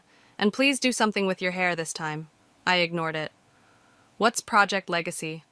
From what I can piece together, they're planning to restructure the foundation, move all research funding to approved projects only, meaning projects that funnel money back to them. The realization hit me like a punch to the gut. They're not just stealing from existing grants, they're setting up a permanent pipeline. Using Annabelle's public image as cover, Jasper added. The perfect charitable face for their scheme. I thought about Annabelle's earlier words, about feeling like a prop. She has no idea, does she? Speaking of no idea, Jasper nodded toward the cafe entrance. Trevor had just walked in with my mother. We ducked behind our menus, but they were too absorbed in their conversation to notice us. They sat at a table near enough that snippets of their discussion drifted over. The announcement will be perfect, my mother was saying. Annabelle on stage, presenting our vision for the Foundation's future. And the old guard won't know what hit them, Trevor replied with a smirk. I felt sick. They were going to use Annabelle to announce their own corrupt scheme, making her an unwitting accomplice. Back in my office, I pulled up the gala preparations folder on my laptop. Mother had already scripted everything, the speeches, the photo ops, even the exact moment Annabelle would announce Project Legacy. We can't let this happen, I told Jasper over the phone that evening. They're not just stealing money anymore. They're trying to legitimize their corruption. What's our next move? I stared at the gala invitation on my desk, featuring a photo of Annabelle's smiling face. We need to talk to Sarah. She handles all the Foundation's correspondence. She must have seen something. That's risky. She's your mother's right hand. True. I picked up the invitation. But Sarah's always had a soft spot for me. And more importantly, she believes in what the Foundation is supposed to stand for. Be careful, Reagan. The closer we get to the gala, the more dangerous this becomes. I thought about Annabelle, about all the researchers counting on these grants, about years of watching my mother's casual corruption destroy everything she touched. Some things are worth the risk. Sarah's hands shook as she handed me the stack of documents. I always knew something wasn't right, but this... She glanced nervously at my mother's empty office across the hall. If she finds out I showed you these... She won't, I assured her, quickly photographing each page with my phone. You're doing the right thing. The Foundation Board meeting minutes, Sarah whispered. Your mother's been doctoring them for months. The real versions are very different from what she's been presenting. A door slammed somewhere down the hall. Sarah jumped, snatching the papers back. Go, now. I slipped out just as Trevor's voice echoed through the corridor. Paula, we need to discuss the announcement. I ducked into the stairwell, pressing myself against the wall as their voices drifted down. Everything's arranged, my mother said. Once Project Legacy is announced, the board won't have a choice. The press will be there, the major donors. And Annabelle? She'll do exactly what she's told. She always does. Their footsteps faded. I waited until the coast was clear, then rushed to Jasper's lab. "You look like you've seen a ghost," he said, pulling me inside. "Better." I connected my phone to his computer.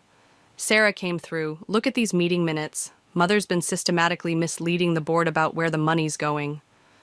Jasper scrolled through the photos. "This is huge, Reagan. With this evidence..." The lab door burst open. Annabelle stood there, mascara streaking her cheeks. "I need to talk to you." Jasper and I exchanged panicked looks. How much had she heard? "Trevor's cheating on me," she blurted out. Not what I was expecting. "What? How do you know?" "I found messages on his phone, but it's worse than that." She collapsed into a chair. "He's been meeting with Mother almost every day, planning something big. Something about the foundation." I caught Jasper's eye. He nodded slightly. "Annabelle," I said carefully, "what do you know about Project Legacy?" Her perfectly plucked eyebrows drew together. "The new charitable initiative? Mother says I'm announcing it at the gala. Some kind of restructuring to make the foundation more efficient." She paused. "Why?" "Because it's a lie." The words tumbled out before I could stop them. "The whole thing is a front for embezzlement. Mother and Trevor have been stealing from research grants, and they're planning to use you to make it all look legitimate." Annabelle stared at me, then laughed shakily. "That's ridiculous. Mother would never... I mean, she's always been about appearances, but... Look." I pulled up the evidence on Jasper's computer. "These are the real numbers, the shell companies, the offshore accounts." As Annabelle read, her face went from disbelief to horror to anger. All those times they were planning the gala together, they were planning this? "They're going to have you announce it," Jasper said gently. "Make you the face of their scheme." Annabelle stood up abruptly, pacing the lab. "I always knew Mother was controlling, but this? Using me to steal from sick people?" She whirled to face me. "Why didn't you tell me sooner?" "Would you have believed me?" I asked quietly. "Over Mother?" She stopped pacing. "No, probably not." A bitter laugh escaped her. God, I've been so stupid. The perfect daughter doing exactly what she's told. My phone buzzed. A text from Sarah. "Your mother's looking for the original meeting minutes. She knows something's wrong." "We need to move fast," I told them. "Mother suspects something's up." "What are you planning to do?" Annabelle asked. "Expose everything, at the gala. You'll destroy her. She destroyed herself." I hesitated. "But I can't do it alone. I need your help." Annabelle was quiet for a long moment, twisting her engagement ring around her finger. Finally, she pulled it off and set it on Jasper's desk with a decisive click. "Count me in." Her voice was steel. "Nobody uses me as a prop in their corruption scheme. Not even Mother." Jasper cleared his throat. "Not to interrupt this touching sister moment, but we have another problem. Look at this email I just found." We crowded around his computer. Mother had sent instructions to the Foundation's IT department to wipe certain servers, scheduled for the day before the gala. "She's covering her tracks," I said. "Then we better make sure we have everything we need before she does." Annabelle pulled out her phone. "I know Mother's passwords, all of them. She made me memorize them in case of emergencies." For the first time since this began, I felt real hope. Together we might actually pull this off. "The gala's in 2 weeks," Jasper reminded us. Annabelle's smile was fierce. "Perfect. Just enough time to plan our own little announcement." "Smile, darling. You look like you're at a funeral." Mother adjusted my dress for the 10th time as the boutique's seamstress pinned the hem. "The gala is a celebration, not a wake," if she only knew. I forced a smile, catching Annabelle's eye in the mirror. My stepsister was perched on a velvet settee, pretending to scroll through her phone while actually recording every word. "The press will be there," Mother continued, fussing with my hair. "The governor, key donors, everything must be perfect." She turned to Annabelle. "Darling, have you memorized your speech for the Project Legacy announcement?" "Every word, Mother." Annabelle's voice was honey-sweet. though I was thinking of adding my own personal touch. Mother's smile tightened. Stick to the script, dear. This isn't the time for improvisation. The seamstress finished her work and Mother swept out to take a call, leaving Annabelle and me alone in the fitting room. "Did you get that?" I whispered. Annabelle played back the recording. Mother's voice rang clear. "The governor's office has already approved the restructuring. Once the announcement is made, it's a done deal." Another piece of evidence. I stepped down from the platform, careful of the pins. "How are things with Trevor?" "He's suspicious, keeps asking if I've talked to you lately." She lowered her voice. "Last night, I found him going through my laptop. Did he find anything?" "Please." She rolled her eyes. "I learned from the best. Mother taught me everything about keeping secrets." Her smile turned bitter. Ironic, isn't it? The boutique door chimed. Jasper walked in, pretending to be lost. "Sir, this is a private fitting," the saleswoman began. "Oh, Jasper," Annabelle called out. "Right on time to help with color choices." Mother returned just then, her face darkening at the sight of him. "What is he doing here?" "I invited him," Annabelle said smoothly. "We need a man's opinion, don't we? And since Trevor's so busy with foundation work..." Mother's expression shifted from annoyance to satisfaction. "Of course, dear, though perhaps someone more qualified." "Actually," Jasper interrupted, "I came to discuss the latest grant applications with Reagan. Time-sensitive matters." "Work, work, work," Mother sighed. "Reagan, dear, you really must learn to separate your professional and personal life. The gala is in 10 days," I finished. "I know, Mother. Everything will be perfect." After Mother left to berate the saleswoman about something, Jasper pulled out his phone. Sarah came through again. Look what she found in the Foundation's archived emails. I looked at the screen, my breath catching. There it was, the original proposal for Project Legacy, dated 2 years ago. But instead of a charitable initiative, it outlined a complex scheme to redirect research funds through private investments. "Mother's been planning this for years," Annabelle whispered, reading over my shoulder. "There's more," Jasper said. "Trevor's firm isn't just managing the money. They're creating fake research projects to justify the funding transfers." The boutique door chimed again. Trevor walked in. "Hide the phone," I hissed. Annabelle immediately draped herself on Trevor's arm, playing the adoring fiancé. "Darling, what a surprise. We were just discussing the gala." "Were you?" Trevor's eyes flickered between us. "With him?" He nodded toward Jasper. "Fashion emergency," Jasper said dryly. "Apparently, I have an eye for color." "Annabelle," Trevor said, his voice tight. "A word?" They stepped aside, but not far enough that we couldn't hear. "Your mother's worried," Trevor muttered. "Says you've been distant, asking strange questions about the Foundation." "I'm just trying to understand my role better," Annabelle replied. "For the announcement." "Stick to the script." The same words Mother had used. "There's too much at stake." After they left, Jasper turned to me. "They're getting nervous." "Good." I checked my phone. A new message from Sarah. "Your mother just called an emergency board meeting for tomorrow. Something about security concerns." "She's moving faster than we expected," Jasper said. "We need to be ready." I looked at my reflection in the fitting room mirror. The perfect daughter in the perfect dress for the perfect gala. Mother had spent years crafting this image, using both Annabelle and me as pieces in her elaborate game. "Reagan?" Jasper touched my arm. "Are you sure about this? Once we do this, there's no going back." "I'm sure." I smoothed down the dress. "Mother always taught us that presentation is everything. Time to show her just how well we learned that lesson." "The board meeting tomorrow," he said. "If she's planning what I think she is, then we'll be ready." I picked up my phone to text Annabelle. "Tell Trevor you're spending the night reviewing your speech. Meet us at my place at 8. The response came immediately. "I'll bring wine. We're going to need it." The pieces were in place. Now we just had to survive the next 10 days. The board meeting was a disaster, Sarah whispered into her phone. I had her on speaker as Annabelle, Jasper, and I huddled around my kitchen table. "Your mother's convinced there's a leak," She's ordered a complete system lockdown. Can you still access the files? I asked, watching Jasper type frantically on his laptop. No, but... Sarah lowered her voice further. I made copies, everything. I'll leave them in the usual place.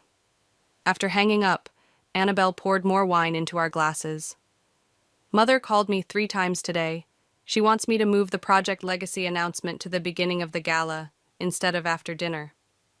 She's rushing it, Jasper said, still typing, trying to get ahead of any potential exposure.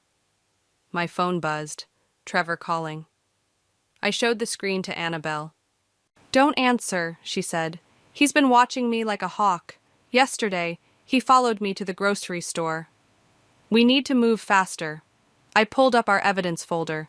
Sarah's copies will be the final piece. Once we have those... A knock at my door made us all freeze. Through the peephole, I saw Mother standing there, perfectly coiffed, despite the late hour. Places, everyone, I whispered. Jasper grabbed his laptop and slipped into my bedroom, while Annabelle quickly hid the documents under my couch cushions. I opened the door. Mother, it's almost midnight. Can't a mother check on her daughters? She swept in, taking in the wine glasses and Annabelle's presence with sharp eyes. A little late for a social call, isn't it? Wedding jitters, Annabelle said smoothly. I needed sister time. Mother's smile didn't reach her eyes. How sweet. Though I hope these sisterly bonding sessions aren't distracting you from your speech preparation. Actually, I interjected, I've been helping her practice. Want to hear it? You? Mother's laugh was like breaking glass. Darling, no offense, but public speaking has never been your strong suit. Remember your high school graduation? That awkward valedictorian speech? Annabelle stood up. Mother, stop it. Reagan's been incredibly helpful. Has she? Mother's gaze swept the room. And what else has your sister been helping with? The temperature seemed to drop 10 degrees. Before anyone could respond, a toilet flushed, Jasper's signal that he'd finished wiping his laptop's search history. Mother's eyes narrowed. Do you have company? Just me. Jasper emerged, the picture of casual innocence. Late-night research consultation. You know how it is with grant deadlines. Indeed. Mother's voice could have frozen hell. Reagan, darling, a word in private? She led me to the kitchen, her manicured nails digging into my arm. Whatever you think you're doing, stop it. Now. I don't know what you mean. Don't play dumb. It doesn't suit you. She leaned closer. You've always been the smart one, haven't you? Hidden away in your lab, watching, analyzing. But this time you're out of your depth. Am I? The foundation is my life's work. I won't let anyone destroy that. Not even you. Her smile turned predatory. Did you really think I wouldn't notice the server access logs? The copied files? My heart stopped. Mother. I'm moving the announcement to tomorrow night. She released my arm. A private preview event. Just key stakeholders and family. No press, no distractions. That's not the plan, Annabelle said from the doorway. The gala... Plans change, darling. Be ready at 7. Mother headed for the door, then paused. Oh, and Reagan, I've suspended your lab's funding. Pending review, of course. We can't be too careful with security concerns. After she left, we all stared at each other in shocked silence. She knows, Jasper said, emerging from the bedroom. She's cutting us off at the knees. Not yet. I pulled out my phone. Sarah, change of plans. We need those files tonight. The security guards. I don't care. Mother's moving everything up. Tomorrow night. Annabelle was already grabbing her coat. I'll create a distraction at the foundation. Say I need to practice in the event space. I'll handle the tech side, Jasper added. If she's locked down the servers, there might still be a backdoor through the backup systems. My phone buzzed with a text from Trevor. Whatever you're planning, don't. Some things are bigger than family. He's right, I said, showing them the message. This is bigger than family. That's exactly why we have to do it. Annabelle grabbed her keys. Meet at the foundation in 30 minutes, back entrance. As they left, I looked at the wine glasses on my table, evidence of our conspiracy. Mother had taught us well. about appearances, about secrets, about power. But she'd forgotten one crucial lesson. The student sometimes surpasses the teacher. The foundation's preview event buzzed with nervous energy. Board members mingled with investors, their champagne glasses clinking like wind chimes before a storm. Mother held court near the podium, resplendent in midnight blue, while Trevor hovered nearby, checking his phone every 30 seconds. "Stop fidgeting," Mother hissed as I passed. "And for heaven's sake, fix your hair." I touched the USB drive hidden in my clutch, remembering last night's frantic operation. Sarah had come through. The files were devastating. Mother had no idea we'd managed to access them just hours before her system purge. 5 minutes until the announcement, Trevor announced, his voice carrying across the room. "Everyone, please take your seats." Annabelle appeared at my elbow, looking stunning in emerald green. "Ready? Sarah's in position?" "Broadcasting everything to the main foundation servers." She squeezed my hand. "Once this starts, there's no stopping it. Ladies and gentlemen," Mother took the stage, practically glowing. "Thank you all for joining us on such short notice. Tonight marks a new chapter in our foundation's history." I slipped away toward the AV booth while she spoke, my heart thundering. Jasper was already there, pretending to adjust sound levels. "Cameras are live," he whispered. "Every board member got an anonymous email link. They're all watching the live stream on their phones." "And the backup?" "Running. Even if they cut the power, everything's being recorded to external servers." Mother's voice filled the room. "And now, I'm thrilled to introduce my daughter, Annabelle, who will share our vision for Project Legacy." Applause erupted as Annabelle took the stage. She looked perfectly poised, exactly as Mother had trained her to be, but I saw her hands shaking as she gripped the podium. "Thank you, Mother." Annabelle's voice was clear and strong. "Before I begin, I'd like to share something personal." Mother's smile flickered. This wasn't in the script. "All my life I've been the face of this foundation, the perfect daughter, the charitable socialite, the cover story." Annabelle paused. "But tonight, I'm choosing to be something else, honest." Trevor started moving toward the stage. I nodded to Jasper, who clicked a button. The screens behind Annabelle lit up with financial records, email chains, offshore account details. "Project Legacy isn't about charity," Annabelle continued as gasps filled the room. "It's about greed, corruption, stealing from the sick and desperate to line private pockets." "That's enough!" Mother's voice cracked like a whip. "Security!" I stepped onto the stage beside my sister. "The evidence has already been sent to the FBI, Mother, and the press. Sarah's broadcasting this live to every major news outlet." The room erupted in chaos. Board members jumped to their feet, phones recording everything. Trevor tried to reach the AV booth, but Jasper had locked the door. "You ungrateful little—" Mother lunged for the podium, but Annabelle stood her ground. $300,000 from the Cancer Research Fund, Annabelle read from the screen. $500,000 from pediatric studies, all funneled through Trevor's investment firm into private accounts. "You have no idea what you're doing," Mother snarled. "The people we answer to? We'll all be investigated," I finished. "Every shell company, every fake grant, every donor who helped you steal from sick children." Trevor finally reached the stage. "Paula, we need to leave. Now." But Mother wasn't finished. She grabbed the microphone. "Everything I did was for this foundation, for our family's legacy." "No," Annabelle's voice cut through the chaos. "It was for you, always for you, using me as your perfect distraction while you robbed the people we promised to help." Security guards appeared at the doors, but they weren't Mother's. Sarah had called in the real police. "Paula Horton?" An officer approached the stage.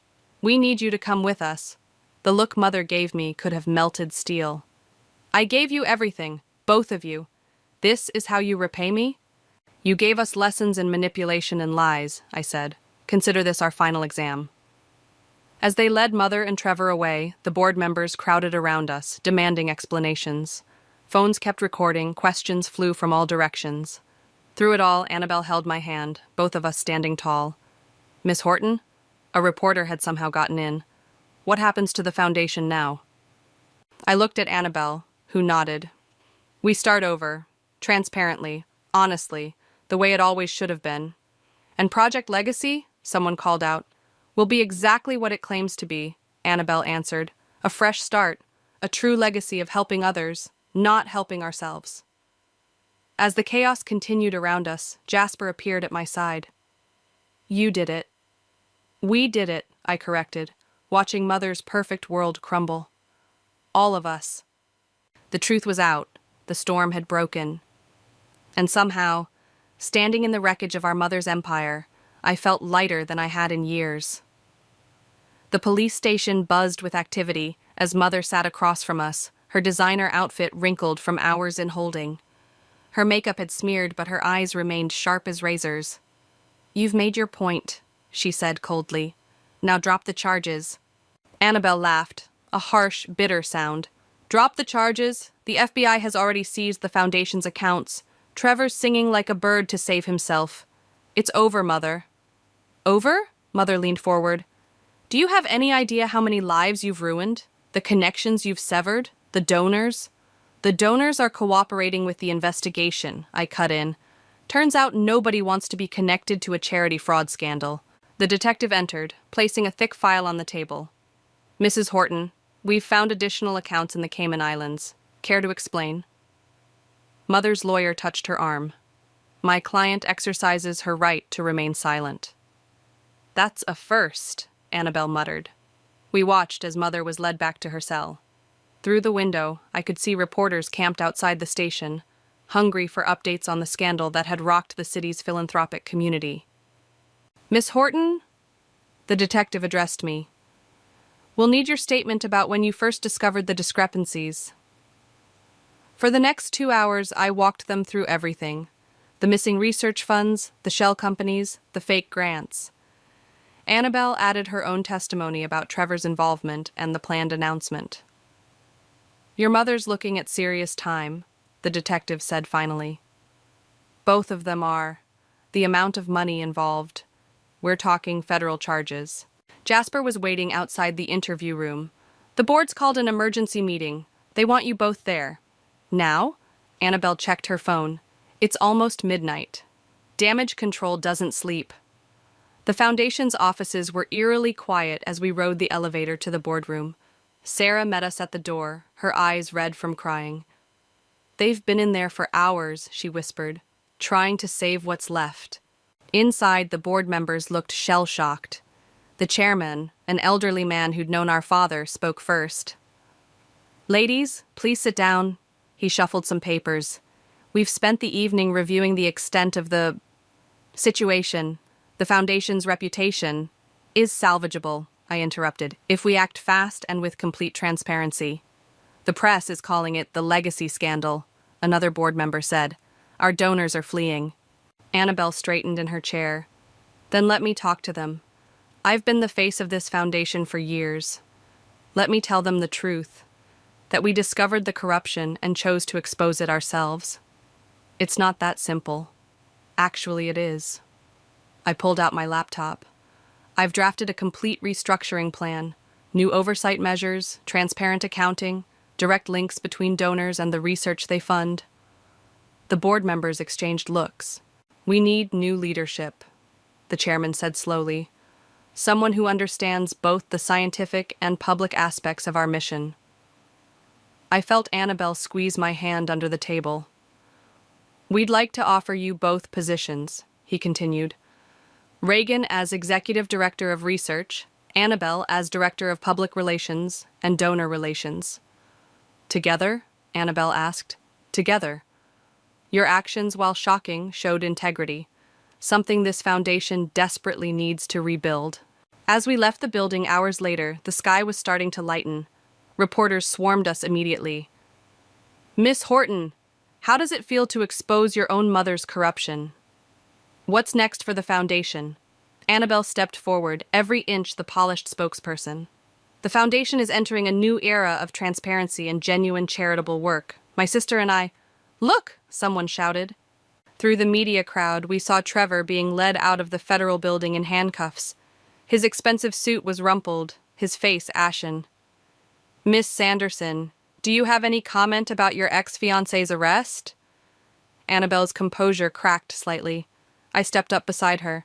The Foundation's future isn't about the past, I said firmly. It's about the researchers working to save lives, the patients waiting for breakthroughs, and the donors who genuinely want to help. That's the only story that matters now. Jasper appeared with his car, offering escape from the media frenzy. As we drove away, Annabelle finally broke down. I loved him, she whispered, or thought I did. How did we not see who they really were? We saw what they wanted us to see, I replied, just like everyone else. The board meeting tomorrow. Today, Jasper corrected, glancing at the dawn breaking over the city. Today, Annabelle agreed. We start fixing everything they broke. I thought about Mother sitting in her cell, still believing she was right. About all the years she'd spent teaching us to maintain appearances while hiding ugly truths. We're not fixing their foundation, I said. We're building our own, the right way this time. The sun rose higher, painting the sky in shades of promise. Somewhere in the city, Mother's empire was crumbling. But from its ashes, something honest could finally grow. Guilty on all counts, the judge's voice echoed through the courtroom.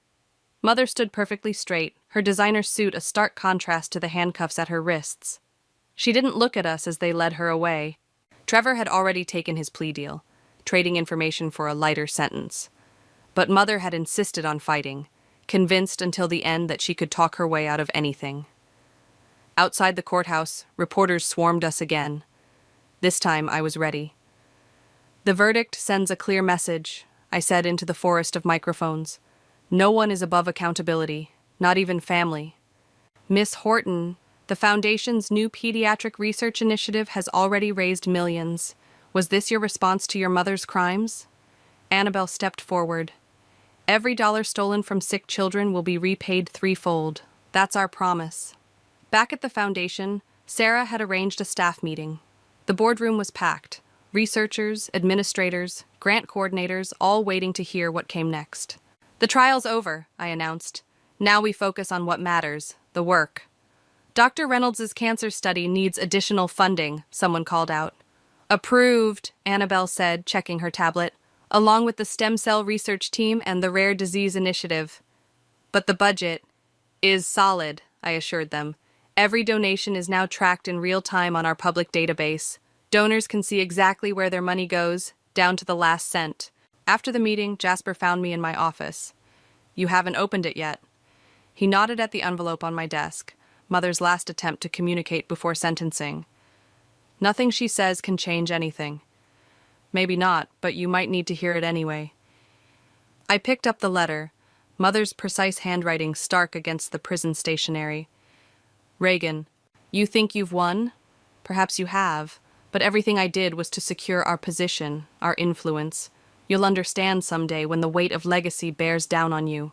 Power requires sacrifice. Remember that. Mother. Annabelle appeared in the doorway as I crumpled the letter. Still trying to justify herself? Still trying to teach her lessons? I tossed the paper into the shredder. Speaking of which, the university called. They want us to give a guest lecture on ethical leadership. Us? Annabelle laughed. I'm not exactly professor material. No, you're better. You're living proof that people can choose integrity over advantage. The intercom buzzed. Sarah's voice carried through. The governor's here for the tour. We walked together through the Foundation's halls, now bright with transparency, both literal and figurative. Glass walls had replaced solid ones, letting sunlight and scrutiny reach every corner. The governor waited in the lobby, surrounded by aides. Impressive changes, he said, gesturing at the digital displays showing real-time grant allocations and research progress. Very modern. Would you like to meet some of our researchers? I offered. Dr. Reynolds is about to test a promising new treatment protocol. Actually, he cleared his throat, I was hoping to discuss the Foundation's political connections. Your mother had certain arrangements. Those arrangements died with the old regime, Annabelle cut in smoothly. But we'd love to show you how your state's medical research grants are advancing critical studies. I hid my smile. Mother had taught us well about handling powerful people, just not the way she'd intended. Later, in the lab, Jasper showed us the latest results from the pediatric trials. This could change everything, he said, pointing to the data. With the new funding, we might have a breakthrough within months. Mother would have buried this, I realized. It didn't fit her profit model. Mother isn't here, Annabelle said firmly. We are, and we're doing it right. My phone buzzed. A text from Sarah. Reporter from Times requesting interview. Says it's about Mother's old network starting new foundation across state. I showed the message to Annabelle. Ready to fight another battle? Always, she grinned. But first, dinner? I'm starving. As we left the building, I caught our reflection in the glass doors. Two sisters, no longer in anyone's shadow. The foundation's new logo shone above us. Truth heals. You know what Mother never understood? Annabelle said as we walked to the car. Real power isn't about control, it's about choice. And we choose to help people, I finished. The city lights sparkled around us, each one representing someone whose life our work might touch. Mother's legacy had been built on lies, but ours would be built on something stronger: truth, trust, and the courage to stand up for both. So, Jasper called from behind us, about that Times reporter. I exchanged looks with Annabelle. We both smiled. Another battle, another day. But this time we were fighting for something real, and that made all the difference. I stared at the glossy invitation on my desk, the gold lettering mocking me. You're invited to Linda's 55th birthday celebration. My own mother's birthday party, and I had to find out about it through my father's secretary, who assumed I already knew. I didn't. My name is Maria, and I've spent the last 8 years being the invisible daughter of the Holmes family. While my sister Teresa basks in the spotlight of our mother's adoration, I've been quietly keeping our family business afloat from behind the scenes. Did you see the invite? My best friend Aiden's voice crackled through my phone speaker. Yeah, just now. Angela from Dad's office forwarded it to me. I tried to keep my voice steady, but the tremor gave me away. Are you sure? Aiden asked. Once you do this, I'm sure. I looked at the invitation again, my name conspicuously absent from its elegant surface. It's time everyone sees exactly who I am. The party was in full swing when I arrived. Crystal glasses clinked, fake laughter echoed off marble walls, and there, at the center of it all, stood my mother, beaming at Teresa like she hung the moon. Maria, Dad waved me over, relief visible on his face. You made it. Before I could respond, Mum's voice cut through the crowd. Everyone, Teresa has some wonderful news. The room fell silent. I gripped my champagne glass tighter, already knowing what was coming. The Richardson merger that Teresa handled last week. Mum's voice swelled with pride. It's officially our biggest deal of the year. Applause erupted. I took a long sip of champagne, trying to wash down the bitter taste in my mouth. I'd spent 3 months orchestrating that merger, working late nights, handling negotiations. Teresa had only shown up for the final signing. You should say something, Aiden whispered beside me. He'd come as my +1, my emotional support in this den of wolves. What's the point? Maria. Teresa's voice rang out as she approached us, her designer dress swishing. I'm so glad you came. Did you hear about the merger? Congratulations, I managed, the word tasting like ash. Oh, and thank you for fixing that presentation last week. Mom said it was brilliant. She lowered her voice. Though next time, could you make the financial projections a bit simpler? Some of the board members looked confused. They looked confused because you couldn't answer their questions properly, I muttered. What was that? Nothing, excuse me. I turned to leave, but Mum appeared, blocking my path. Teresa, darling, Mr. Peterson wants to discuss potential opportunities for you in the London office. London office, I blurted out. But that's my project. I've been developing that expansion for... Maria, Mum cut me off, her smile never reaching her eyes. This is hardly the time or place. Besides, Teresa has shown exceptional leadership skills. You should learn from her example. Learn from her? I laughed, the sound sharp and bitter. Do you even know what she actually does at the company? The conversation around us quieted. Teresa's smile faltered. Maria, Dad warned softly. No, I want to know. I turned to Mom. Do you know who actually wrote the merger proposal? Who spent 3 months negotiating terms? Who stays late every night making sure your precious Teresa looks good? Mom's face hardened. I think you've had too much to drink. I think I haven't had nearly enough. I set my glass down with a sharp clink. You know what's funny? Teresa couldn't even explain basic profit projections to the board without my notes. That's enough, Mom snapped. If you can't celebrate your sister's success without jealousy, perhaps you should leave. Jealousy? I felt Aiden's steadying hand on my arm. I'm not jealous, Mom. I'm tired. Tired of being invisible while Teresa takes credit for my work. How dare you? Teresa stepped forward. I've earned everything I... Really? I pulled out my phone. Should we call Mr. Richardson right now? Ask him who actually handled the merger negotiations. The room had gone completely silent. Guests pretended to be absorbed in their drinks, but I knew they were hanging on every word. Maria, Dad said quietly, maybe we should step outside. Why? I met Mom's cold stare. Isn't this what parties are for? Family togetherness? If you can't behave like a proper daughter, Mom hissed, then perhaps you shouldn't consider yourself part of this family at all. The words hit like a physical blow. Even Teresa looked shocked. Mom, she gasped.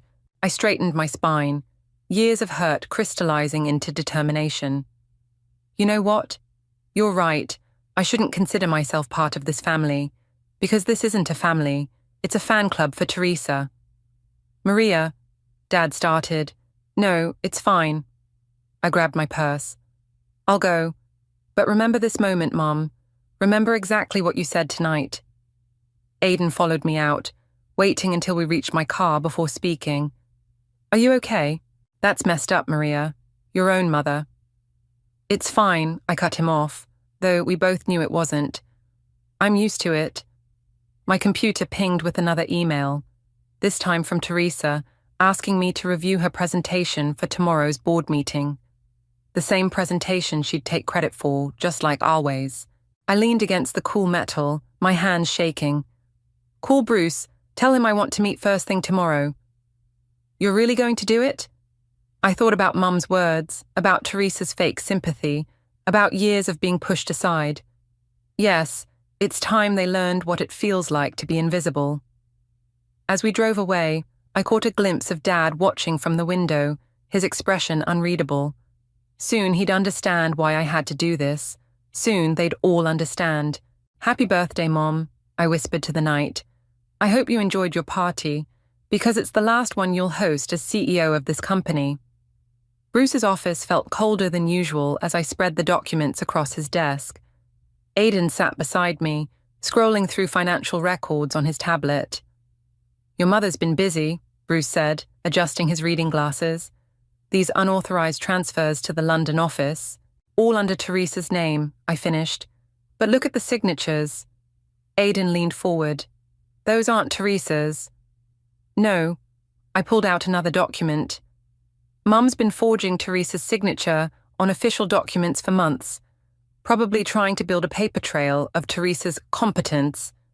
Bruce removed his glasses, rubbing his eyes. This is serious, Maria. Combined with the contract your father signed, a knock interrupted us. Kendall, Teresa's best friend and our HR director, stood in the doorway, her face pale. I need to talk to you, she said. All of you. I nodded, and she closed the door behind her. I can't keep quiet anymore, Kendall burst out. Your mother, she's planning to force your father into early retirement. She wants to install Teresa as CEO immediately. What? The word came out as a whisper. There's more. Kendall pulled out her phone. Listen to this. I recorded it yesterday. Mom's voice filled the room. Once James is out, we'll need to deal with Maria. Find a way to discredit her work. Make her quit. Teresa needs to be the only viable successor. My hands clenched into fists as Teresa's voice responded. But Maria does good work, Mom. The company needs strong leadership, not someone who hides in their office doing paperwork. Trust me, darling. I know what's best. Kendall stopped the recording. I'm sorry, Maria. I should have come forward sooner. Why now? Aiden asked, his protective instinct kicking in. Because what they're doing is wrong. Kendall met my eyes. And because I saw what happened at the party. You deserve better. Bruce cleared his throat. This recording, combined with the forged documents and your father's contract, we have everything we need. Wait. I stood up, pacing. Why would Teresa agree to this? She knows she can't handle the company alone. Power is seductive, Bruce said quietly, and your mother can be very persuasive. My phone buzzed, a text from Dad. Your mother's called an emergency board meeting for next week. Something about succession planning. They're moving fast, Aiden observed. I turned to Bruce. How quickly can we prepare everything? Give me 2 days. I'll have all the documentation ready, including proof of the forgeries. Make it 1 day. I showed him Dad's text. We need to move faster. Kendall stepped forward. I have access to all the HR files. I can help. Why would you risk your job for this? I had to ask. Because Teresa's my friend, but this isn't right. Your mother's manipulating everyone, including Teresa. Someone needs to stop it. My phone buzzed again. Teresa this time. Mum's acting weird. Says she needs me to sign some papers about London. Can you look them over first? Perfect timing, Aiden said, reading over my shoulder. I typed back. Sure. Meet me at the office in an hour. This is your chance, Bruce said. Get her to admit to the forgeries, record everything. An hour later, I sat across from Teresa in my office, watching her flip through the London documents. These numbers seem off, she frowned. And this signature. Maria, this isn't mine. I know. I placed my phone on the desk, recording. Mum's been forging your signatures. Teresa's face crumpled. She said it was just temporary, that she'd fix everything once I was ready. Ready for what? You know what's crazy? I said, opening the attachment. Teresa's about to present my market analysis to the board tomorrow.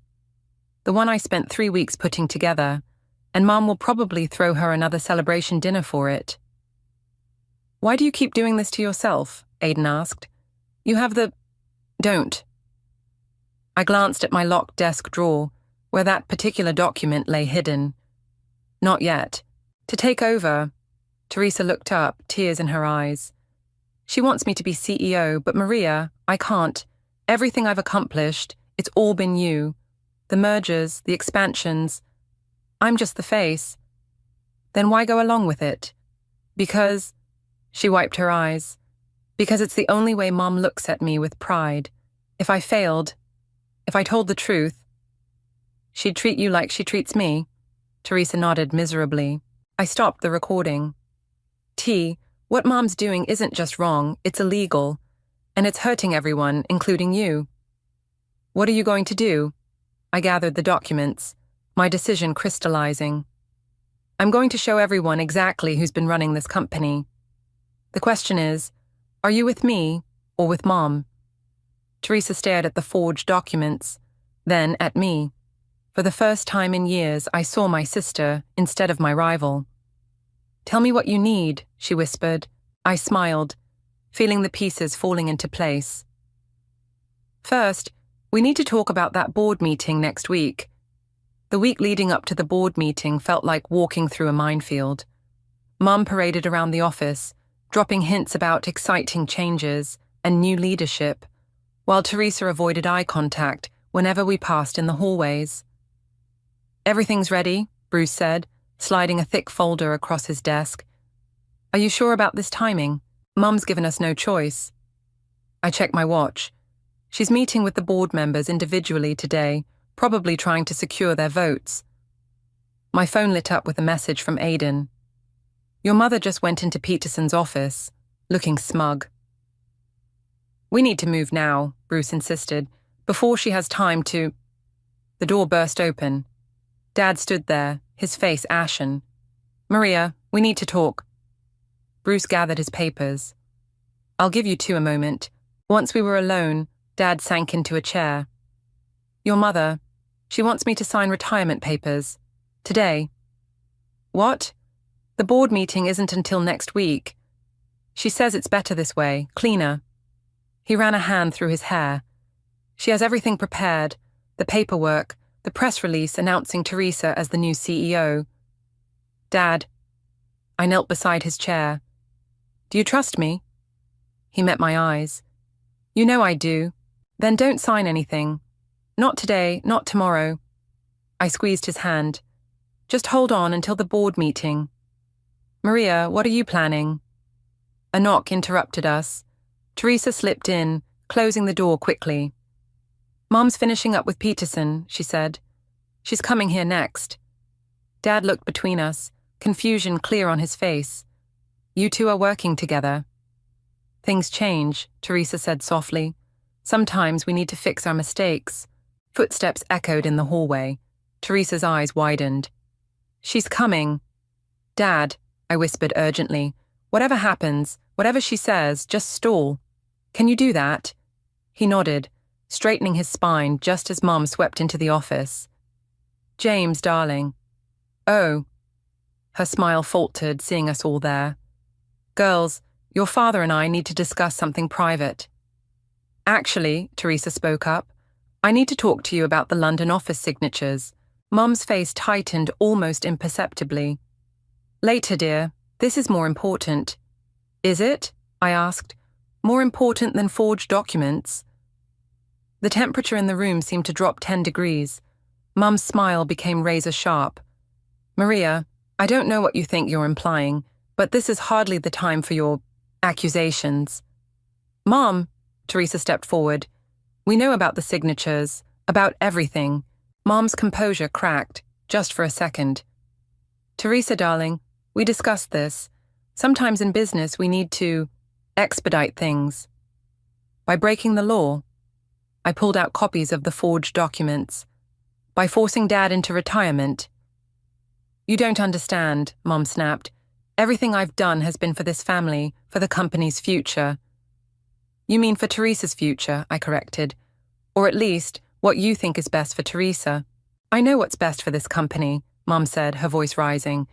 And it's certainly not someone who hides behind spreadsheets and paperwork. Dad stood up. Linda, that's enough. No, James, it's not enough. Mom whirled on him. Sign the papers, now, before she ruins everything. Before I ruin what? I asked quietly. Your perfect plan. Your attempt to push Dad out and install Teresa as your puppet CEO. How dare you? My office door opened and Dad stepped in. His tired eyes met mine, and he gestured for me to end the call. I'll call you back, I told Aiden. Dad closed the door behind him, his shoulders sagging. I just heard about the invitation situation. It's okay, Dad, really.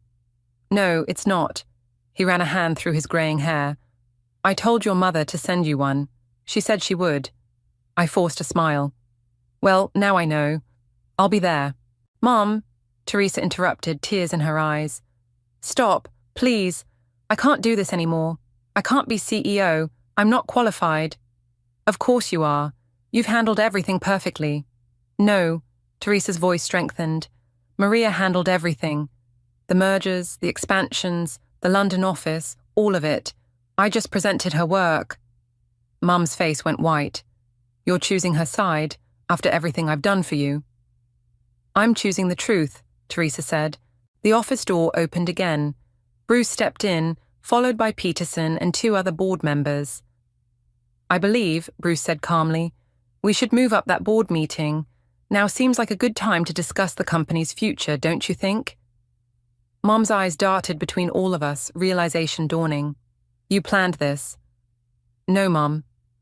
I gathered the documents, my hand steady. You planned this. I'm just making sure everyone sees exactly what you planned.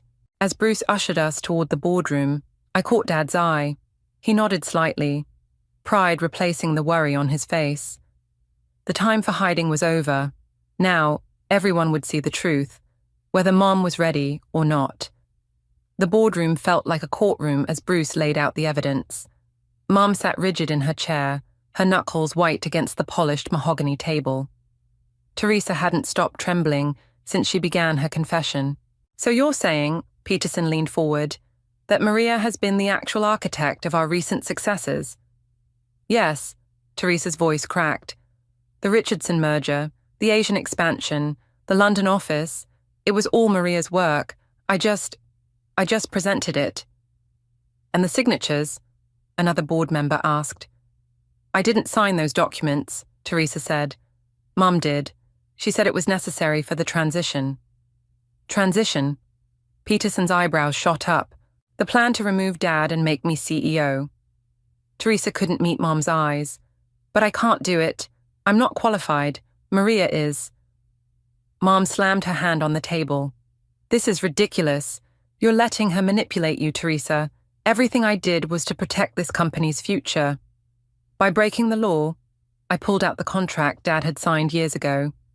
Or by ignoring this, Bruce distributed copies to the board members. This document, signed 5 years ago, makes Maria the majority shareholder of the company. It was Mr. Holmes's insurance policy, ensuring the company would be led by the most capable successor. James? Mom's voice trembled. Is this true? Dad straightened in his chair. I've watched Maria work miracles for this company, while you dismissed her achievements. I had to protect her future, and the company's. You betrayed me? Mom's face contorted. After everything we built together? No, Linda, you betrayed us. You betrayed both our daughters with your obsession with appearances. Kendall stepped forward, playing the recorded conversation. Mom's voice filled the room, discussing plans to force Dad's retirement and push me out. The board members exchanged alarmed looks. Mrs. Holmes, Peterson said gravely, these allegations are extremely serious. Forgery, fraud, attempted corporate takeover. It was all for Teresa, Mom burst out. She's the face this company needs. Maria is she's just what, Mom? I stood up slowly. Just the daughter who actually knows how to run this company. The one you've been stealing work from for years. I never stole. Really? I pulled up the presentation from last month's board meeting on the screen. Teresa, explain the financial projections in Section 3. Teresa paled. I can't. Because you didn't write them, I said quietly. I did, like everything else. This is outrageous. Mom stood up, her chair scraping back. You're all conspiring against me. Teresa, tell them the truth. I am telling the truth, Mom. Teresa's voice strengthened. For the first time in years, I'm finally telling the truth. The board members huddled together, whispered conversations filling the tense silence. Finally, Peterson spoke. Given the evidence presented, we need to take immediate action. Mrs. Holmes, you'll be suspended pending a full investigation. Mr. Holmes will remain as CEO until a proper succession plan is implemented. Maria. He hesitated. I've seen how hard you work. The hours you put in, the way you support your sister. Your mother, Dad, please. I stood up, gathering Teresa's presentation papers. We both know Mum will never see me the way she sees Teresa. I accepted that a long time ago. My phone buzzed with a text from Teresa. Did you fix the presentation yet? Mum wants me to rehearse it for her tonight.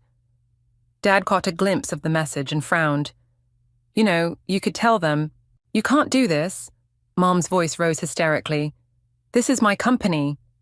Actually, Bruce held up the contract. It's Maria's company, and has been for 5 years. No. Mom turned to Teresa, reaching for her hand. Darling, please. We can fix this. Tell them you were confused, pressured. Teresa pulled away. I'm sorry, Mum. I can't lie anymore. The security team Bruce had quietly arranged waited outside. As they escorted Mom from the boardroom, she turned back one last time. You'll regret this, she hissed at me. Both of you will regret betraying me. After she left, Teresa collapsed into her chair, tears streaming down her face. I'm so sorry, Maria, for everything. It's not your fault, I said, surprising myself by meaning it. Mom manipulated both of us. Dad cleared his throat. The board needs to make some decisions. Teresa, Maria, perhaps you should take the rest of the day. Outside the boardroom, Teresa grabbed my arm. What happens now? Now? I looked at the office around us, the empire Mum had tried so desperately to control. Now we rebuild. The The right way this time. Will you ever forgive me? I thought about years of resentment, of watching Teresa take credit for my work, but I also thought about Mum's manipulation, about Teresa's courage today. I already have, I said. We were both victims here. The question is, are you ready to learn the business properly this time? As my sister, not my rival. Teresa's smile was watery but genuine. I'd like that. My phone buzzed. Aiden checking in. I typed quickly. It's done. Mum's out. Everything's changing. And it was. The truth had finally come out, and with it, the chance to rebuild not just the company, but maybe our family too. Well, what was left of it anyway.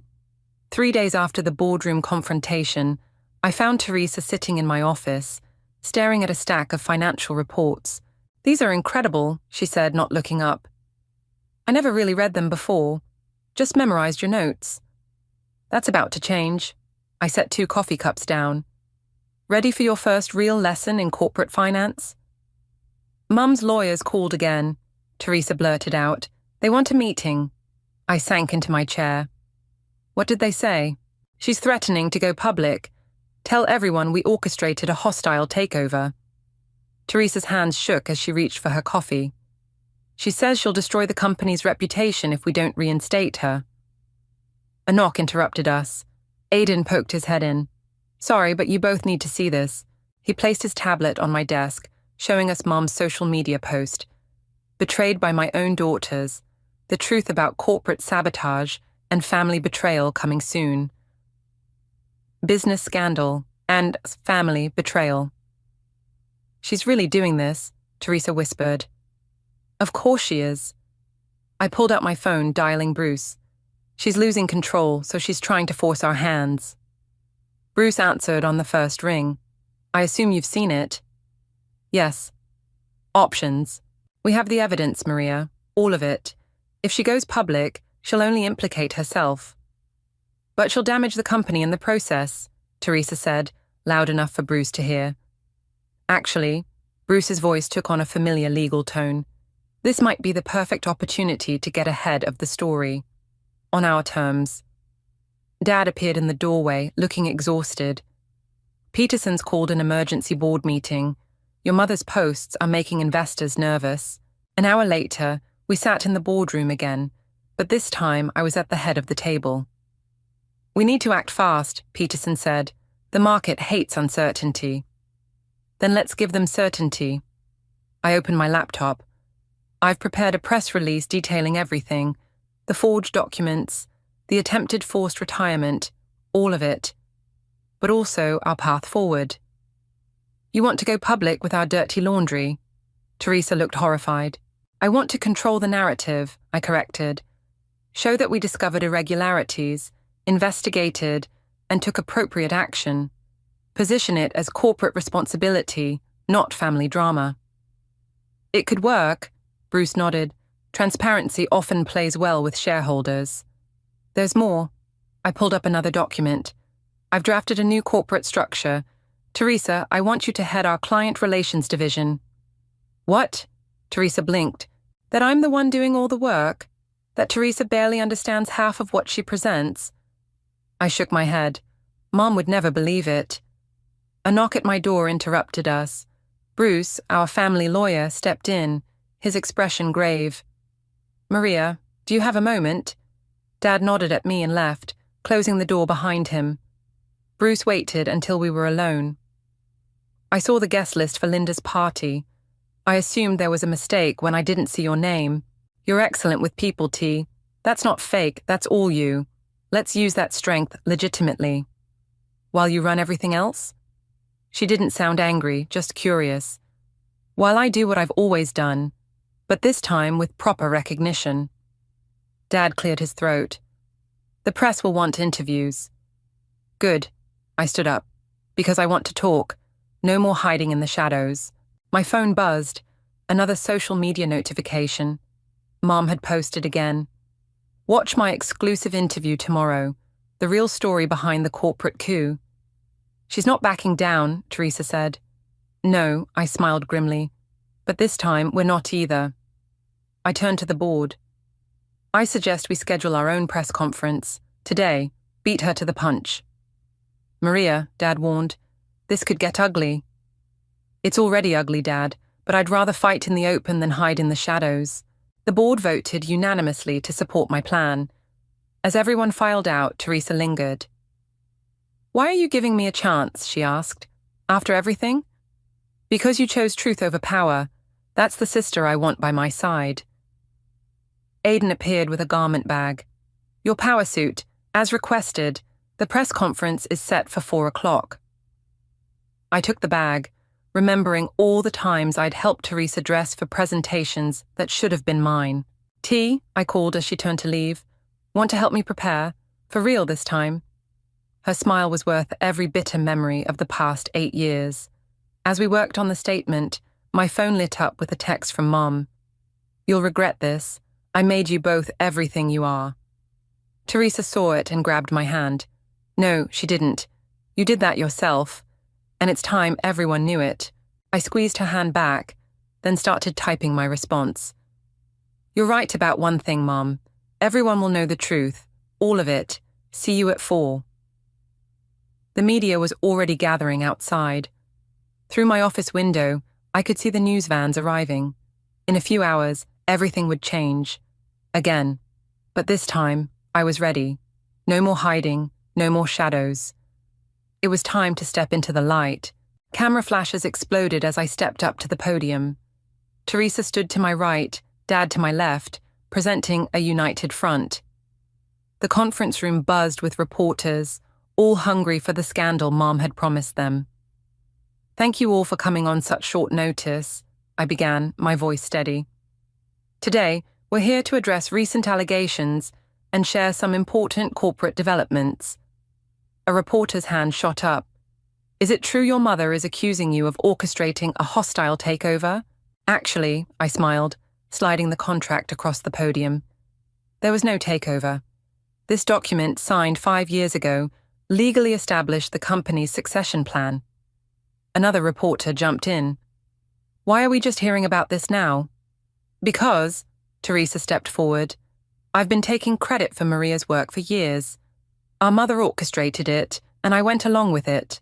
That ends today. The room erupted. Cameras clicked frantically as reporters shouted questions. No mistake.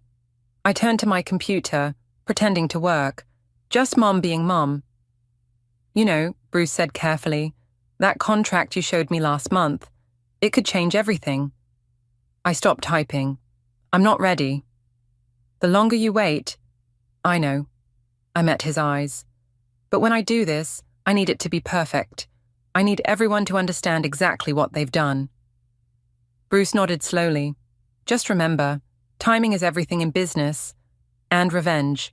After he left, I unlocked my desk drawer and pulled out the contract, the document that could destroy my mother's illusion of control over the family business. Dad had signed it years ago, making me the majority shareholder, not her, not Teresa. My phone buzzed again. This time it was Kendall, Teresa's best friend. Hey, your mom's showing everyone Teresa's new office.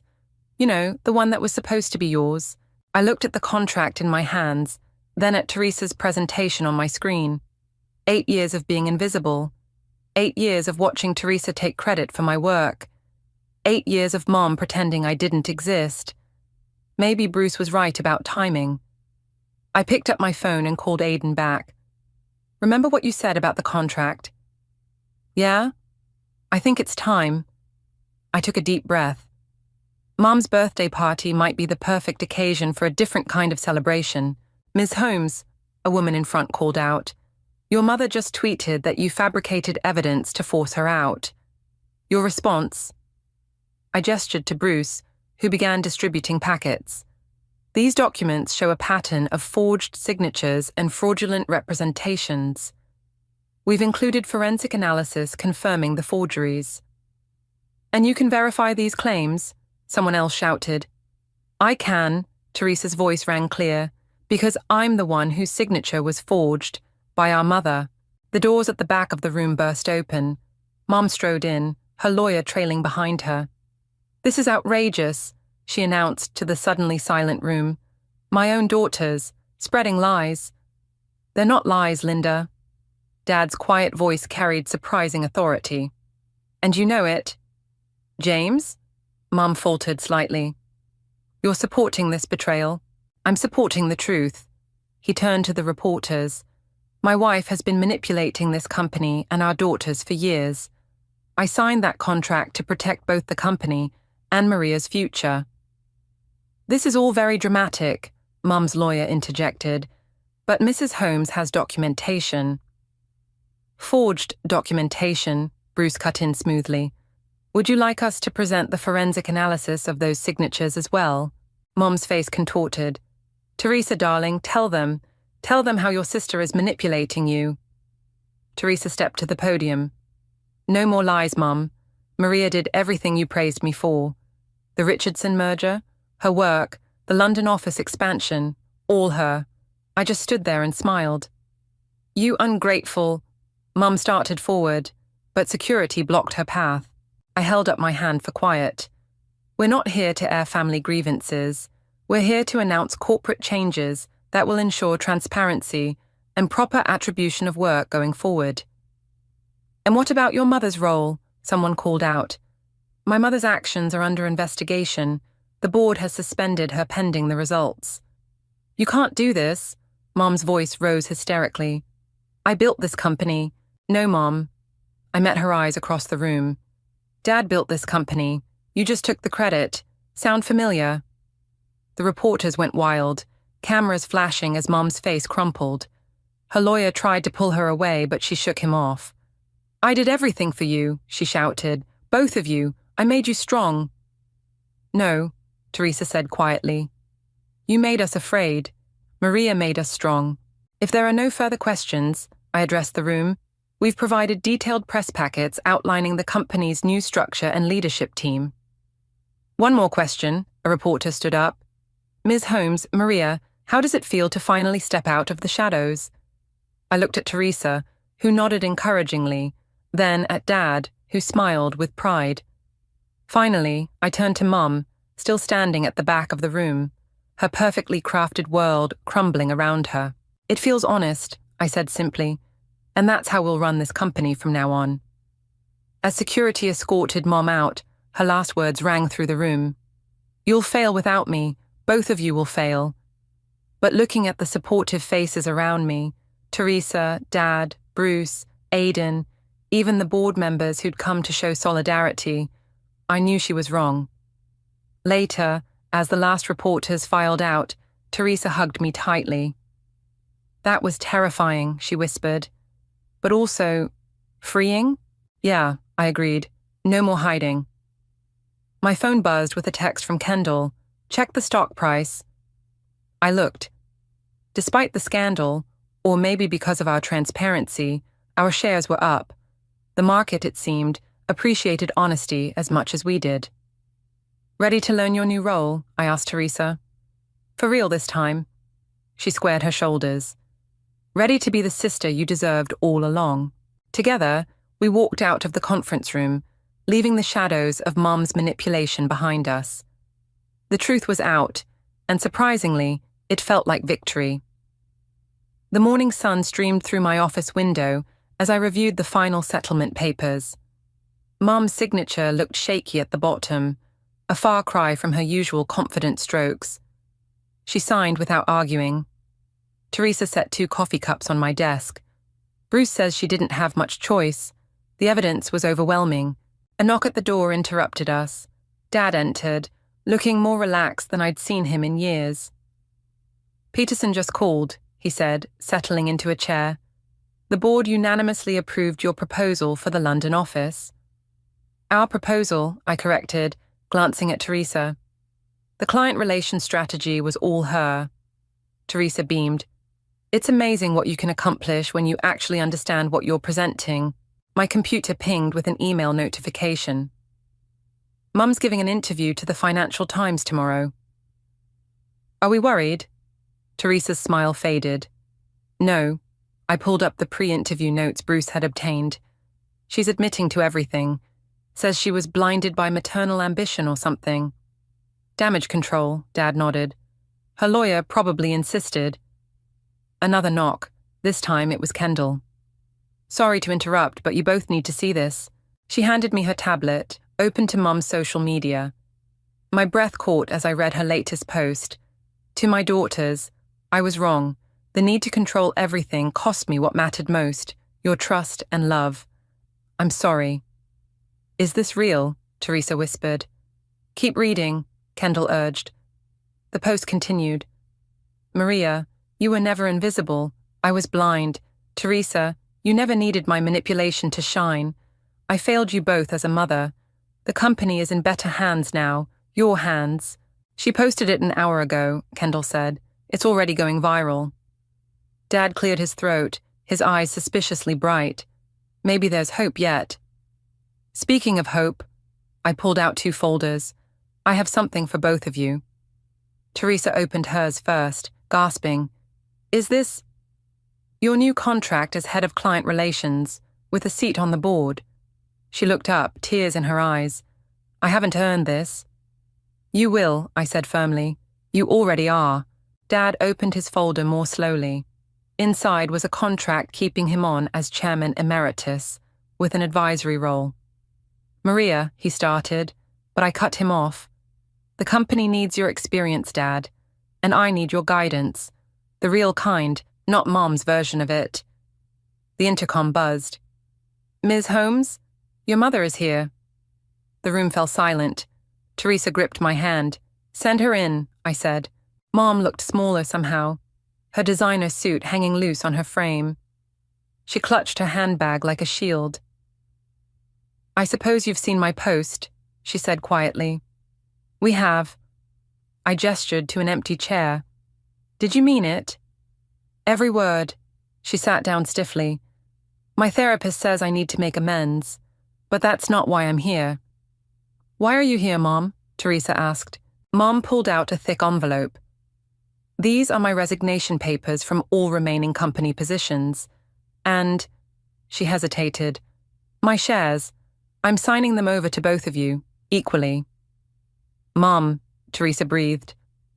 I can't take back what I did, Mom continued, but I can try to fix what I broke. Starting with this. She turned to me. You were never invisible, Maria. You were brilliant, and I was too obsessed with my own vision to see it. And me? Teresa's voice shook. Did you ever see me? The real me? I saw what I wanted you to be, Mom admitted. I'm hoping maybe I could get to know who you actually are. Both of you? I looked at Teresa, seeing my own mix of hope and caution reflected in her eyes. Then at Dad, who nodded slightly. We have a monthly family dinner, I said carefully. Usually just Dad, Teresa, and me. Maybe you could join us sometime. Mum's eyes filled with tears. I'd like that. As she stood to leave, she paused at the door. You've done amazing things here, both of you, together. After she left, Teresa turned to me. Are we crazy to give her another chance? Maybe, I smiled, but we're doing it our way this time. No more shadows, no more pretending. Dad squeezed both our shoulders. Speaking of no more pretending, don't you have a board meeting to run? I gathered my papers, catching my reflection in the window. The woman staring back wasn't invisible anymore. She never really had been. Ready? I asked Teresa. She straightened her jacket. Ready to be your sister, your colleague, and myself, finally. Together we walked toward the boardroom, leaving the shadows behind for good. Sometimes the best revenge isn't about getting even. It's about becoming exactly who you were meant to be, in the full light of day. The phone slipped from my fingers and clattered onto the kitchen counter. My daughter Lucy's soft cries from the nursery barely registered as Layla's words echoed in my head. Bridget changed the name. The sign went up this morning, O'Brien's Family Bakery. I'm Malia, and until 3 months ago I was living my dream as the proud owner of Sweet Dreams Bakery. Now, as I stood in my kitchen with trembling hands, that dream was crumbling like day-old cookies. Malia, are you there? Layla's voice crackled through the speaker. I snatched up the phone. Tell me everything. She's completely taken over. New menus, new suppliers, even new uniforms. The staff is confused, but she's waving around some paperwork claiming temporary authority while you're on maternity leave. Lucy's cries grew louder. I hurried to her room, cradling the phone between my ear and shoulder as I lifted her from the crib. How did this happen? Kent's mom was supposed to just help manage things temporarily. That's not all, Layla lowered her voice. She's telling customers you've decided to step back permanently to focus on motherhood. My blood boiled. She what? I tried calling you sooner, but she's been monitoring everything. Had to wait until her lunch meeting to sneak away. The doorbell rang, making Lucy startle in my arms. Through the window, I spotted Kent's car in the driveway. He wasn't supposed to be home for hours. Layla, I have to go. Don't let her know you called. I opened the door to find Kent looking worried. Hey, honey, Mom called. Said you might need help with Lucy today? Did she now? I forced a smile, bouncing Lucy gently. Funny she didn't mention anything to me about calling you. Kent stepped inside, kissing my cheek. Well, I had some vacation days saved up anyway. Thought I'd surprise you. Your mother's full of surprises lately. He frowned. What do you mean? I handed him Lucy. Have you driven past the bakery recently? No, why? Because your mother renamed it. My bakery. The one I built from scratch. The one that paid for our wedding. It's now O'Brien's family bakery. Kent's face paled. That's impossible. She's just helping out while you recover. Call her. Ask her yourself. He pulled out his phone, but I stopped him. Actually, wait. I need to see this for myself first. Malia, you're supposed to be resting. I've rested enough. I grabbed my keys. Watch Lucy. I'll be back in an hour. At least let me come with you. No. I softened my tone at his hurt expression. I need to do this alone. Your mother's already convinced half the town I'm too weak to handle both business and motherhood. I won't prove her right by hiding behind you. The drive to downtown felt surreal. 3 months ago, I'd walked out of those doors. 8 months pregnant, but confident I'd left my business in capable hands. Bridget had seemed so supportive then, insisting I take proper maternity leave, promising to keep everything running smoothly. I parked across the street, my heart sinking at the sight of the new sign. The elegant blue and gold lettering I'd chosen was gone, replaced by gaudy Celtic-inspired fonts. Through the window, I could see Bridget behind the counter, wearing a crisp blazer instead of the traditional baker's apron we'd always used. My phone buzzed with a text from Kent. Mom's not answering. Want me to try again? I typed back. No need. I'm looking at her right now. As if sensing my presence, Bridget glanced up. Our eyes met through the window and her smile froze. She quickly turned away, disappearing into the back office. My office. Another text from Kent. Coming to you now. Mom just called. Says there's been a misunderstanding. I smiled grimly, starting my car. A misunderstanding? No, this was a calculated takeover. But what Bridget didn't know was that I'd seen something like this coming long before Lucy was even conceived. She wasn't the first person to assume a young mother couldn't handle business ownership. That's why I'd visited Johnny Bell, my lawyer, 6 months ago. The papers he'd drawn up were safely tucked away in my home office, waiting for exactly this kind of situation. I drove home, my initial shock giving way to cold determination. Bridget thought she was teaching me a lesson about choosing between motherhood and career. Instead, she was about to learn one herself, about underestimating the wrong person. Let her enjoy playing business owner for now. I had a few surprises of my own in store for my dear mother-in-law. The next morning, I pulled my hair into a messy bun, threw on an oversized hoodie I hadn't worn since college, and grabbed my old reading glasses. With Lucy safely at her first daycare trial day, I was ready to do some undercover reconnaissance. Walking into my own bakery as a stranger felt surreal. The warm, homey atmosphere I'd cultivated had been replaced by stark modernism. Gone were the vintage mixing bowls I'd collected from flea markets. Instead, cold stainless steel and pretentious art prints dominated the walls. "Welcome to O'Brien's," chirped a new employee I didn't recognize. Her name tag read, Jessica. "Today's special is our artisanal lavender-infused croissant." I nearly choked. Lavender? In my traditional French croissants? "Actually," I mumbled, disguising my voice slightly, I heard this place used to make amazing cinnamon rolls? Jessica's smile faltered. Oh, those were discontinued. Mrs. O'Brien says they weren't sophisticated enough for our new image. My signature cinnamon rolls, the recipe that put us on the map. Discontinued. I settled into a corner table with a mediocre coffee, watching the morning rush. Regular customers looked confused by the new menu. Several left without ordering. It's not the same anymore, is it? A familiar voice whispered. I turned to find Layla pretending to wipe nearby tables. She kept her back to the security cameras Bridget had installed. The books are worse, she murmured. I glimpsed them yesterday. She's hemorrhaging money on renovations and fancy ingredients, but customer numbers are dropping daily. Where's the original financial records? Locked in your office. But... Layla glanced around before sliding a folded paper into my hoodie pocket.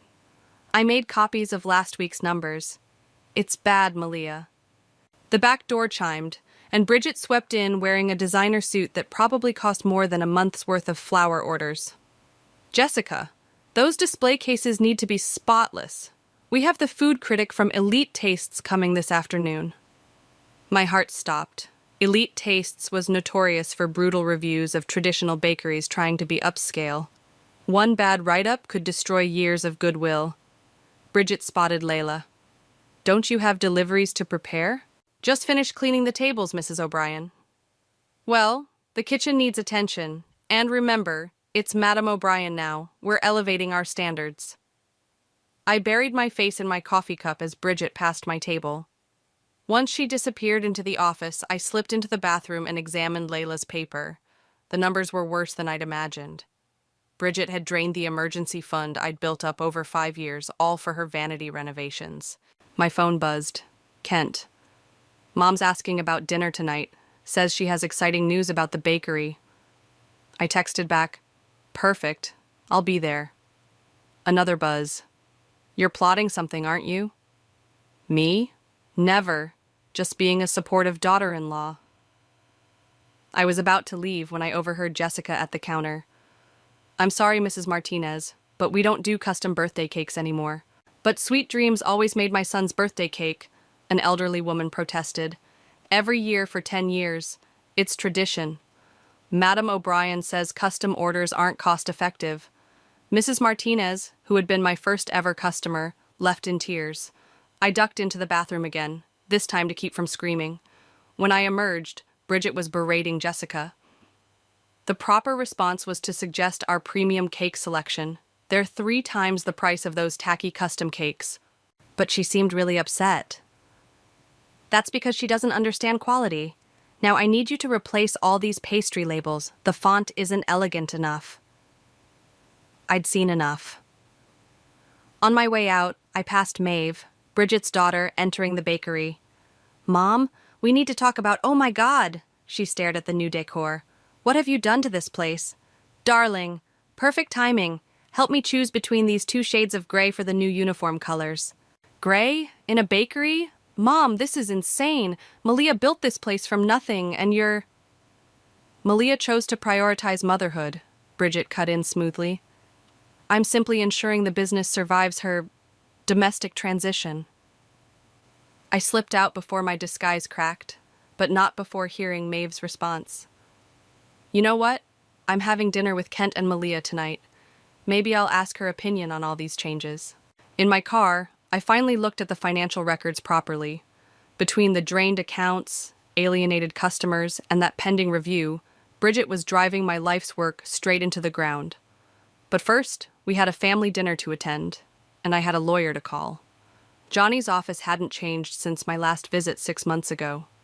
Same worn leather chairs, same wall of law books, same knowing smile as I settled into the seat across from him. I was wondering when you'd call, he said, pulling out a familiar manila envelope. Though I'll admit, I expected it would take your mother-in-law longer to show her true colors. You knew this would happen? Malia, in 15 years of family business law, I've seen this story play out dozens of times. The minute you mentioned your mother-in-law's sudden interest in helping with the bakery, I knew we needed insurance. He spread the documents across his desk. My signature stood out at the bottom of each page, along with the notary's seal. Tell me again, I said. What exactly does this protect me from? Everything. Johnny tapped the first page. This establishes that any operational changes require your explicit written consent. The second document creates a trust that legally owns the bakery's assets, with you as the sole trustee. And this, he held up the third paper, is my personal favorite. It voids any contracts or agreements made during your maternity leave without your notarized approval. I leaned forward. Even if she somehow got Kent to sign something? Even then, your husband has no legal authority over the bakery's operations. You made sure of that when you kept the business separate from your marital assets. He paused. Speaking of Kent, how's he handling all this? I sighed, caught in the middle, but his sister Maeve is on my side. She's coming to dinner tonight. Ah, yes, the famous O'Brien family dinners. Just remember, don't show your hand too soon. Document everything. Has she made any significant changes to the business? I pulled out my phone, showing him photos I'd taken during my undercover visit. New signage, new menu, new pricing. She's drained the emergency fund for renovations, and she's invited a food critic from Elite Tastes. Johnny whistled. That could be costly, but it also works in our favor. Clear evidence of unauthorized changes. He scribbled some notes. What's your plan? I was hoping you'd help me with that part. He smiled. Already did. 6 months ago, remember? The memory flooded back. I'd been 7 months pregnant, sitting in this same chair, voicing my fears about leaving the bakery in someone else's hands. You said something about preparing for war while planning for peace, I recalled. Exactly, and you did the preparation. Now it's time for the execution. He handed me a new document. Here's what we're going to do. An hour later, I left Johnny's office with a clear strategy and renewed confidence. My phone showed 3 missed calls from Kent and a text from Maeve. Just saw the new menu prices. $12 for a basic muffin. Mom's lost it. I called Kent back while driving to pick up Lucy from daycare. Where have you been? He asked. Mom's been trying to reach you about dinner. Had some errands to run? Don't worry, I'll be there. 7 o'clock, right? Yeah, listen, about the bakery. Let's discuss it at dinner, I cut in smoothly. With everyone present, Lucy was all smiles when I picked her up, babbling about her day. As I buckled her into her car seat, my phone buzzed with a text from Layla. Food critic just left. It wasn't good. Bridget's on the warpath. Perfect timing. At home, I dressed Lucy in her cutest outfit, the one Bridget had given her, complete with a little bow that matched her eyes. Then I pulled out the folder Johnny had prepared and tucked it into my laptop bag, just in case. Kent arrived home early, looking nervous. Mom's bringing her special lasagna. How thoughtful, I said, keeping my voice neutral. I made dessert. His eyes widened. You baked? Just a simple cinnamon roll recipe. You know, the one that won Best of the County 3 years running. The one your mother discontinued. Malia. Yes, dear? He ran a hand through his hair. Just, please, don't let this dinner turn into a battle. I kissed his cheek. Of course not. It's just family dinner. As I finished getting ready, I caught my reflection in the mirror. 6 months ago, I'd sat in Johnny's office, a nervous pregnant woman worried about losing control of her business. Now I stood straighter, stronger, a mother ready to protect what was hers. The doorbell rang. I heard Kent greeting his mother and sister, followed by Bridget's commanding voice. I brought wine. We have so much to celebrate. I took a deep breath, checked that Lucy was secure in her playpen, and touched the laptop bag holding Johnny's documents. Time to remind my dear mother-in-law that some celebrations are premature. The lasagna looks lovely, Bridget, I said, passing the salad to Maeve. The dining room crackled with tension despite my forced smile. Thank you, dear. Bridget adjusted her designer blazer, still dressed for the bakery, I noticed. Though I must say, I'm surprised you had time to make dessert. Isn't Lucy keeping you busy enough? Maeve choked on her wine. Mom! What? I'm simply concerned about Malia spreading herself too thin. Speaking of which, Bridget dabbed her lips with a napkin, I have wonderful news about the bakery. Kent shifted uncomfortably in his chair. Maybe we should wait. I've secured a feature in Elite Tastes magazine, Bridget beamed. They're doing a spread on traditional bakeries transitioning to upscale establishments. We'll be their prime example. We? I took a slow sip of water. That's interesting. Of course, there are a few changes needed before the photo shoot. The old mixing bowls have to go, far too rustic. And that dreadful chalkboard menu? I'm ordering digital displays. Those bowls were antiques, Maeve protested. They had character. Character doesn't attract the right clientele, darling. Which reminds me, Bridget turned to me, I've been meaning to discuss the long-term arrangement. Clearly with Lucy needing your full attention. A sharp cry from the baby monitor interrupted her. I started to rise, but Kent squeezed my hand. I'll get her, he said, escaping the tension. Bridget waited until he left before continuing. As I was saying, I think it's time to make this transition permanent. I've already drafted the paperwork. Have you? I cut into my lasagna. That must have been time-consuming. Not at all. The lawyer made it quite simple. We just need your signature to formalize the arrangement. Maeve set down her fork. Mom, you can't be serious. I'm completely serious. The bakery needs consistent leadership, not someone divided between business and baby. No offense, dear, she added, not sounding sorry at all. None taken. I reached for my laptop bag. Actually, I have some paperwork too. Kent returned with Lucy, who immediately reached for me. As I settled her in my lap, Bridget frowned. Really, Malia? Children don't belong at the dinner table. In my day. In your day, Maeve interrupted, you had a full-time nanny, remember? That's different. I was running your father's company. And I'm running my bakery, I said quietly. The room fell silent. Bridget's smile tightened. Dear, we both know that's not practical anymore. The changes I've implemented. Like charging $12 for muffins, Maeve cut in. Or firing Mrs. Martinez's granddaughter, I added. Our longest-serving employee. Business decisions, Bridget waved dismissively. Sometimes progress requires difficult choices. Progress? I bounced Lucy gently. Is that what you call draining the emergency fund? Bridget's fork clattered against her plate. How did you know about that? I still have online access to all accounts, just like I still legally own the bakery.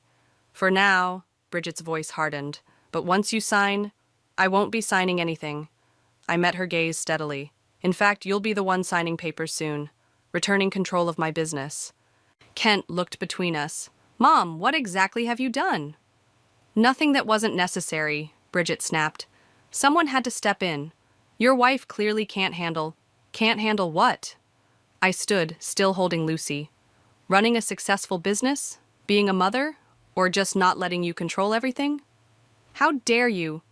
The food critic hated it, didn't they? Maeve asked suddenly. That's why you're pushing this now. Bridget's face flushed. There were some misunderstandings. They hated it because it's not Sweet Dreams anymore, I said. You've stripped away everything that made it special. I made it better. Better? Kent finally spoke up.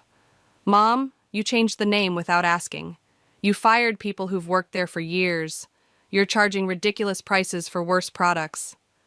Kent, I'm your mother. And Malia's my wife, the mother of your granddaughter, the woman who built that bakery from nothing. He stood. What you did, it's wrong. Bridget pushed back her chair. I can see this dinner was a mistake. Clearly none of you understand business. Actually, I reached into my laptop bag. I understand it very well. That's why I had these drawn up months ago. I slid Johnny's documents across the table. Bridget stared at them, her face paling. What is this? Insurance, I said simply. Against exactly this kind of takeover attempt. The baby monitor crackled with static, cutting through the tense silence, like a timer going off in the bakery, signaling that something was done. And something was definitely done, just not in the way Bridget had planned. She's planning a grand reopening, Layla's voice crackled through my phone's speaker as I paced Johnny's office the next morning. Complete rebranding, fancy invitations, local press. She's acting like last night never happened. When? I asked, watching Johnny review the surveillance photos from the bakery. 2 weeks from Saturday. She's already ordered new signage, even more expensive than the last one. Johnny looked up from his desk. Using business funds? Of course, Layla confirmed. And get this, she's hiring a string quartet. I pinched the bridge of my nose. For a bakery? Oh, it gets better, Layla lowered her voice. She's calling it O'Brien's Artisanal Patisserie now, complete with fake French accents for the servers. Johnny scribbled something in his notepad. Perfect. More unauthorized expenditures. Keep tracking everything, Layla. After hanging up, I collapsed into a chair. She's going to bankrupt my business before we can stop her. Not if we move fast. Johnny spread out several documents. The good news is, she's making our case stronger every day. The bad news? She's got her own lawyer now. Who? Marcus Reynolds. Never heard of him. That's because he usually handles divorces, not business law. But he's aggressive. Specializes in hostile takeovers of family businesses during separations. Johnny leaned forward. Bridget's planning something big, Malia. This reopening isn't just about the bakery. My phone buzzed with a text from Maeve. Mom's telling everyone you had a breakdown at dinner, says you're suffering from postpartum depression and can't be trusted with business decisions. Unbelievable, I muttered, showing Johnny the message. He nodded grimly.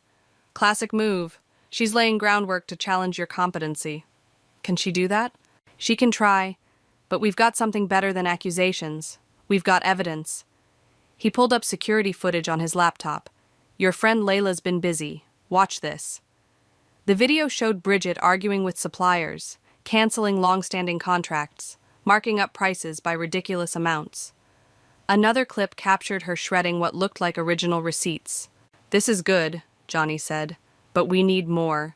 Specifically, we need proof she's acting against the business's interests while knowing she lacks authority. My phone buzzed again. Kent this time. Mom's asking me to sign something about temporary power of attorney, says it's for your own good. There's our proof, Johnny smiled. Tell Kent to stall her. Say he needs time to think about it. I texted back quickly, then turned to Johnny. What's our next move? First, we document everything from the past 3 months. Then we... A knock interrupted us. Johnny's assistant poked her head in. Sorry, but you need to see this. She handed me her tablet, open to the local business news website. My heart stopped at the headline. Historic Downtown Bakery announces luxury rebranding. Exclusive preview event next week.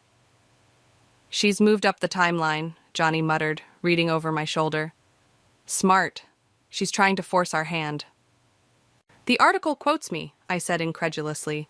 Owner Malia gracefully steps aside to focus on family, passing the torch to veteran businesswoman Bridget O'Brien. I never said this. Screenshot everything, Johnny instructed. This is getting better by the minute. Better? She's destroying my reputation. She's hanging herself.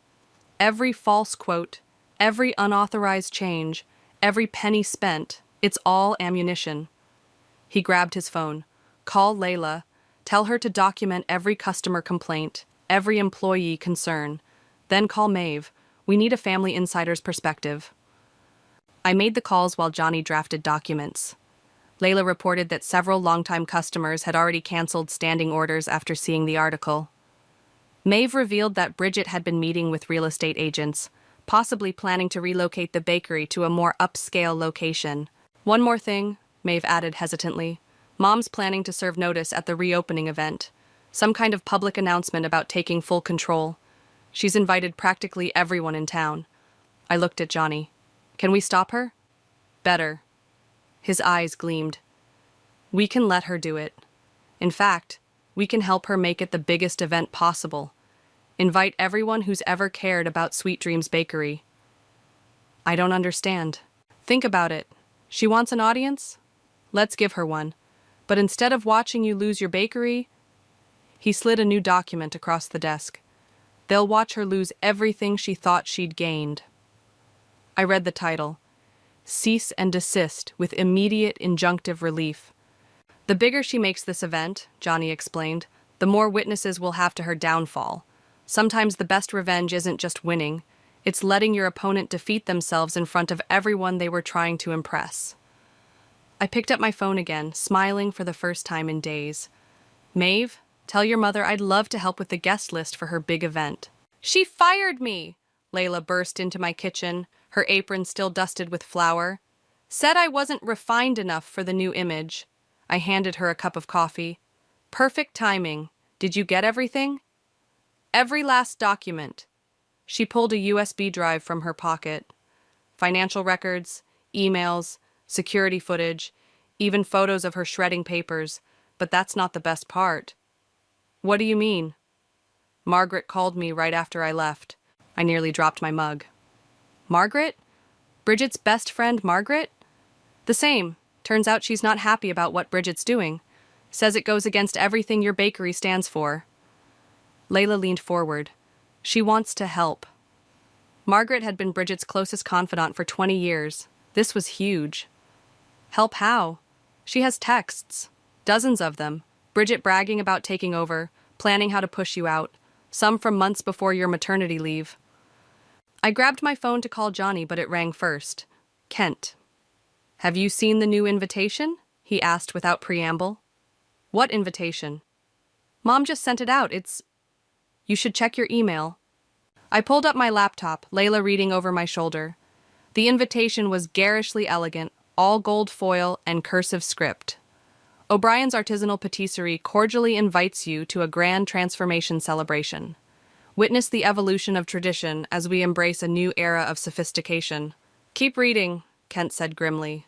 At the bottom, join us as we bid farewell to Sweet Dreams Bakery and welcome an elevated dining experience.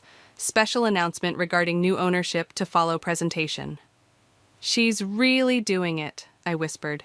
She's actually planning to announce a takeover at her own party. There's more, Layla pointed at the screen. Look who's on the guest list. The mayor, the Chamber of Commerce, local business owners, food critics, everyone who'd supported Sweet Dreams over the years. She's invited everyone who matters in town, Kent said. Mom wants witnesses for her moment of triumph. Oh, she'll have witnesses all right. I forwarded the invitation to Johnny, just not for the triumph she's expecting. My phone buzzed again, Maeve this time. Mom's in rare form.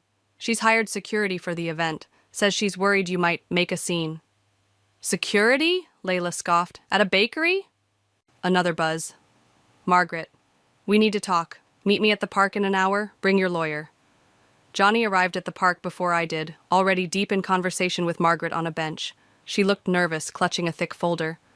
Malia, she stood as I approached. I should have come forward sooner. Why now? Because this isn't the Bridget I know anymore. Margaret hesitated. She's obsessed. This isn't just about the bakery. It's about proving she's still relevant, still in control. She handed me the folder. These are copies of everything.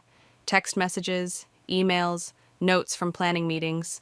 She started plotting this the day you announced your pregnancy. Johnny flipped through the documents, his eyebrows rising. This is better than we hoped. Direct evidence of premeditation. There's something else, Margaret added. The food critic? From Elite Tastes? He's an old friend of Bridget's. She paid him to write a negative review of Sweet Dreams' original concept. My hands clenched. She what? She wanted justification for the changes, but it backfired. He wrote honestly about how she'd ruined a beloved local institution. Margaret pulled out her phone. I recorded her reaction when she read it. She wasn't pleased. The recording played. Bridget's voice, shrill with rage, ranting about showing everyone who was really in charge. Johnny was already typing on his laptop. This changes everything. We don't just have evidence of unauthorized changes, we have proof of deliberate sabotage. My phone lit up with a text from Layla. You need to see this. Bridget's installing new signs right now. Margaret peeked at the message. The rebranding isn't scheduled until next week. She's rushing everything. Because she knows we're on to her, Johnny said. She's trying to create a fait accompli before we can stop her. I stood up. Then let's not keep her waiting. Margaret, are you sure about helping us? She's your best friend. Was, Margaret corrected. The Bridget I knew would never destroy someone else's dream out of spite. She straightened her shoulders. Count me in. Johnny gathered the documents. I'll file the injunction today. But remember, we want her to go through with this party. Oh, she will, Margaret said grimly. Bridget never could resist a grand gesture. I looked at the invitation again, at all those important names who would witness whatever happened next. Perfect, I said, because I'm planning quite a gesture myself. The string quartet played softly as elegantly dressed guests filed into my transformed bakery. Crystal champagne flutes clinked, and servers in bow ties circulated with tiny, overpriced pastries. From my position near the back, I watched Bridget work the room in a designer suit that probably cost more than a month's worth of ingredients. Ready? Johnny whispered beside me. I adjusted Lucy's bow and nodded. Everyone in position? Layla's by the kitchen, Margaret's near the podium, and Maeve's keeping your husband calm. He checked his watch. The mayor just arrived. Perfect timing. Bridget tapped her glass, calling for attention. Welcome, distinguished guests, to the dawn of a new era in culinary excellence. The crowd turned toward her. I spotted Mrs. Martinez in the back, clutching her granddaughter's hand. Several former employees stood nearby, watching with barely concealed anger. Sweet Dreams Bakery served this community well, Bridget continued. But times change. Today we embrace sophistication, elegance, and fraud? I stepped forward, Lucy in my arms. The crowd parted like water. Bridget's smile froze. Malia, dear, how unexpected. I thought you'd be home with the baby. My baby and my bakery can coexist, Bridget, unlike your lies. I don't know what you're talking about, she turned to the crowd. You'll have to excuse my daughter-in-law. New motherhood can be so overwhelming. Show them, Johnny. The projector screen behind Bridget flickered to life, displaying security footage of her shredding documents. Next came screenshots of her texts, plotting the takeover, followed by bank statements showing the drained accounts. That's private business material, Bridget snapped. Exactly, I agreed. My private business. The one you tried to steal. The mayor stepped forward. Mrs. O'Brien, is this true? Of course not. I was merely protecting the business while Malia recovered. Recovered? Margaret's voice rang out. Or was pushed out. Play the recording. Bridget's own voice filled the room, ranting about her plans to force me out, to prove she was still relevant. The color drained from her face. Margaret, how could you? How could I what? Tell the truth? That's what friends do, Bridget. They stop you from destroying yourself. I bounced Lucy gently as she began to fuss. You know what's interesting? While you were busy trying to prove I couldn't handle motherhood and business, you proved something else entirely. And what's that? Bridget's voice was ice. That Sweet Dreams was never about fancy decorations or overpriced pastries. It was about community. I gestured to the crowd. Everyone here has a story about this bakery. Mrs. Martinez's grandson's first birthday cake, the mayor's daughter's wedding cookies, the Christmas bread pudding that won Best in Show 3 years running. Murmurs of agreement rippled through the room. But you, I continued, you tried to erase all that, because you couldn't stand that I built something successful without your help. I made it better, Bridget exploded. I made it sophisticated. You made it fail, Johnny interrupted, holding up papers. The Real Elite Tastes review just came out. Would you like me to read it? Don't you dare! O'Brien's artisanal patisserie represents everything wrong with modern gentrification, he read loudly. A beloved local institution stripped of its charm and inflated with pretension. The only thing more disappointing than the $12 muffins is the betrayal of Sweet Dreams' original vision. The crowd buzzed with conversation. Bridget grabbed for the papers, but Johnny held them out of reach. That's not all, he continued. I'm also holding a court order restoring full control to the legitimate owner, plus damages for unauthorized changes and financial misconduct. You can't prove? We already have, I cut in. Every document, every text, every illegal decision. It's all here. I shifted Lucy to my hip. The only question is whether you'll sign the transfer papers voluntarily, or if we need to handle this in court. Bridget looked around wildly, finding no allies. Even Kent stood with Maeve, both watching their mother with disappointment. You ungrateful little, she started. Sign the papers, Mom, Kent said quietly. It's over. Johnny held out a pen. The string quartet had stopped playing. The entire room held its breath. With trembling fingers, Bridget snatched the pen. "You'll regret this," she hissed, scrawling her signature.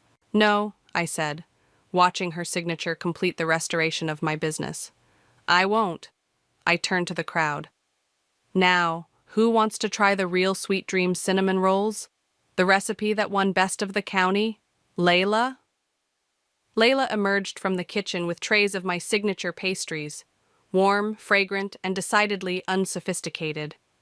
As the crowd surged forward, abandoning Bridget's fancy appetizers, I caught Kent's eye. He smiled, mouthing, "I love you." Lucy grabbed for a cinnamon roll, smearing icing on her fancy dress. Perfect.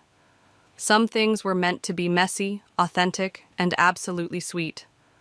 The morning sun streamed through Sweet Dreams' windows as I kneaded dough at my favorite workstation. The familiar rhythm felt like coming home. Lucy watched from her playpen in the corner, babbling happily at Layla, who was decorating cookies nearby. The bell chimed. "We're not open yet," I called out. "Not even for family?" I looked up to find Maeve holding a newspaper. "Depends. Are you bringing good news or bad news?" "See for yourself." She spread the paper on a flour-free spot. The headline read, "Local Bakery Triumph, Sweet Dreams Returns to Its Roots." "They interviewed half the town," Maeve grinned. "Mrs. Martinez gave quite the quote about community values versus corporate greed." "How's your mom taking it?" Maeve's smile faded slightly. "She's adjusting. Moving to Florida, actually. Says she needs a fresh start." "And Kent?" "Relieved, honestly. He's been different since the showdown, more confident standing up to her." She picked up a cookie. "These are new.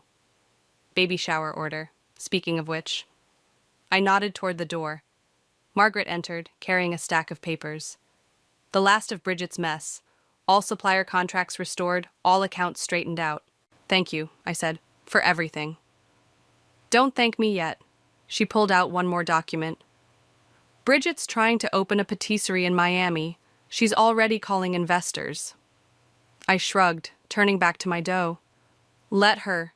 Some lessons have to be learned the hard way."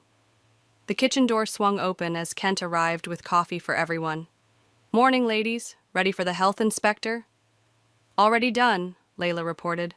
"Perfect score, just like before." Lucy squealed, reaching for Kent. As he scooped her up, flour dusted his suit, but he didn't seem to mind. "You're going to be late for work," I reminded him. "Worth it. Besides, I brought something." He pulled a small package from his briefcase. "Found this while packing Mom's things." Inside was a faded recipe card. My hands trembled as I recognized the handwriting. "Your grandmother's original cinnamon roll recipe," Kent said softly. "Mom had it all along." "The one she claimed was lost?" Anger flared briefly, but then I laughed. "You know what? Let's use it today." "Really?" Maeve asked. "Why not? It's part of the bakery's history, the real history." I pinned the recipe card to my inspiration board, right next to Lucy's first picture. The morning crew began arriving. All the familiar faces Bridget had fired, now rehired. The kitchen filled with chatter and laughter as ovens preheated and ingredients were measured. "Miss Malia?" Jessica poked her head in. "There's someone asking about a job. Says she worked at that fancy patisserie across town." "Send her in." The young woman who entered looked nervous but determined. "I know you probably don't want anyone associated with upscale bakeries, but do you know how to make bread from scratch?" "Yes, but can you frost a cake without using fondant?" She smiled slightly. "I prefer buttercream, actually." "You're hired. Layla will show you around." As the kitchen settled into its morning routine, I watched Lucy playing with measuring spoons, already at home in the bakery that would someday be hers, if she wanted it. "Thinking deep thoughts?" Kent asked, stealing a warm cinnamon roll. "Just realizing something. Your mother was right about one thing." "Oh?" "Change is inevitable, but it doesn't have to mean losing what matters." The front bell chimed again.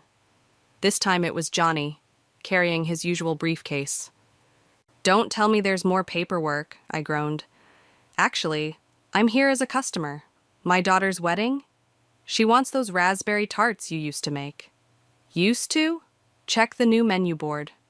He looked up at the chalkboard where I'd written today's specials. Among the tried and true favorites was a section labeled Sweet Dreams Classics, backed by popular demand. Perfect, Johnny smiled. Some things shouldn't change. Lucy knocked over a bag of flour, sending white clouds everywhere. As Kent and I rushed to clean up, laughing at our powder-covered daughter, I caught a glimpse of our reflection in the window. A family in our flour-dusted, wonderfully imperfect glory, surrounded by the sweet smell of success baking in the ovens. The morning sun lit up the original Sweet Dreams Bakery sign, restored to its rightful place. Below it, I'd added a small tagline, "Where tradition meets tomorrow." Because sometimes the best revenge isn't about getting even, it's about staying true to who you are and letting karma handle the rest.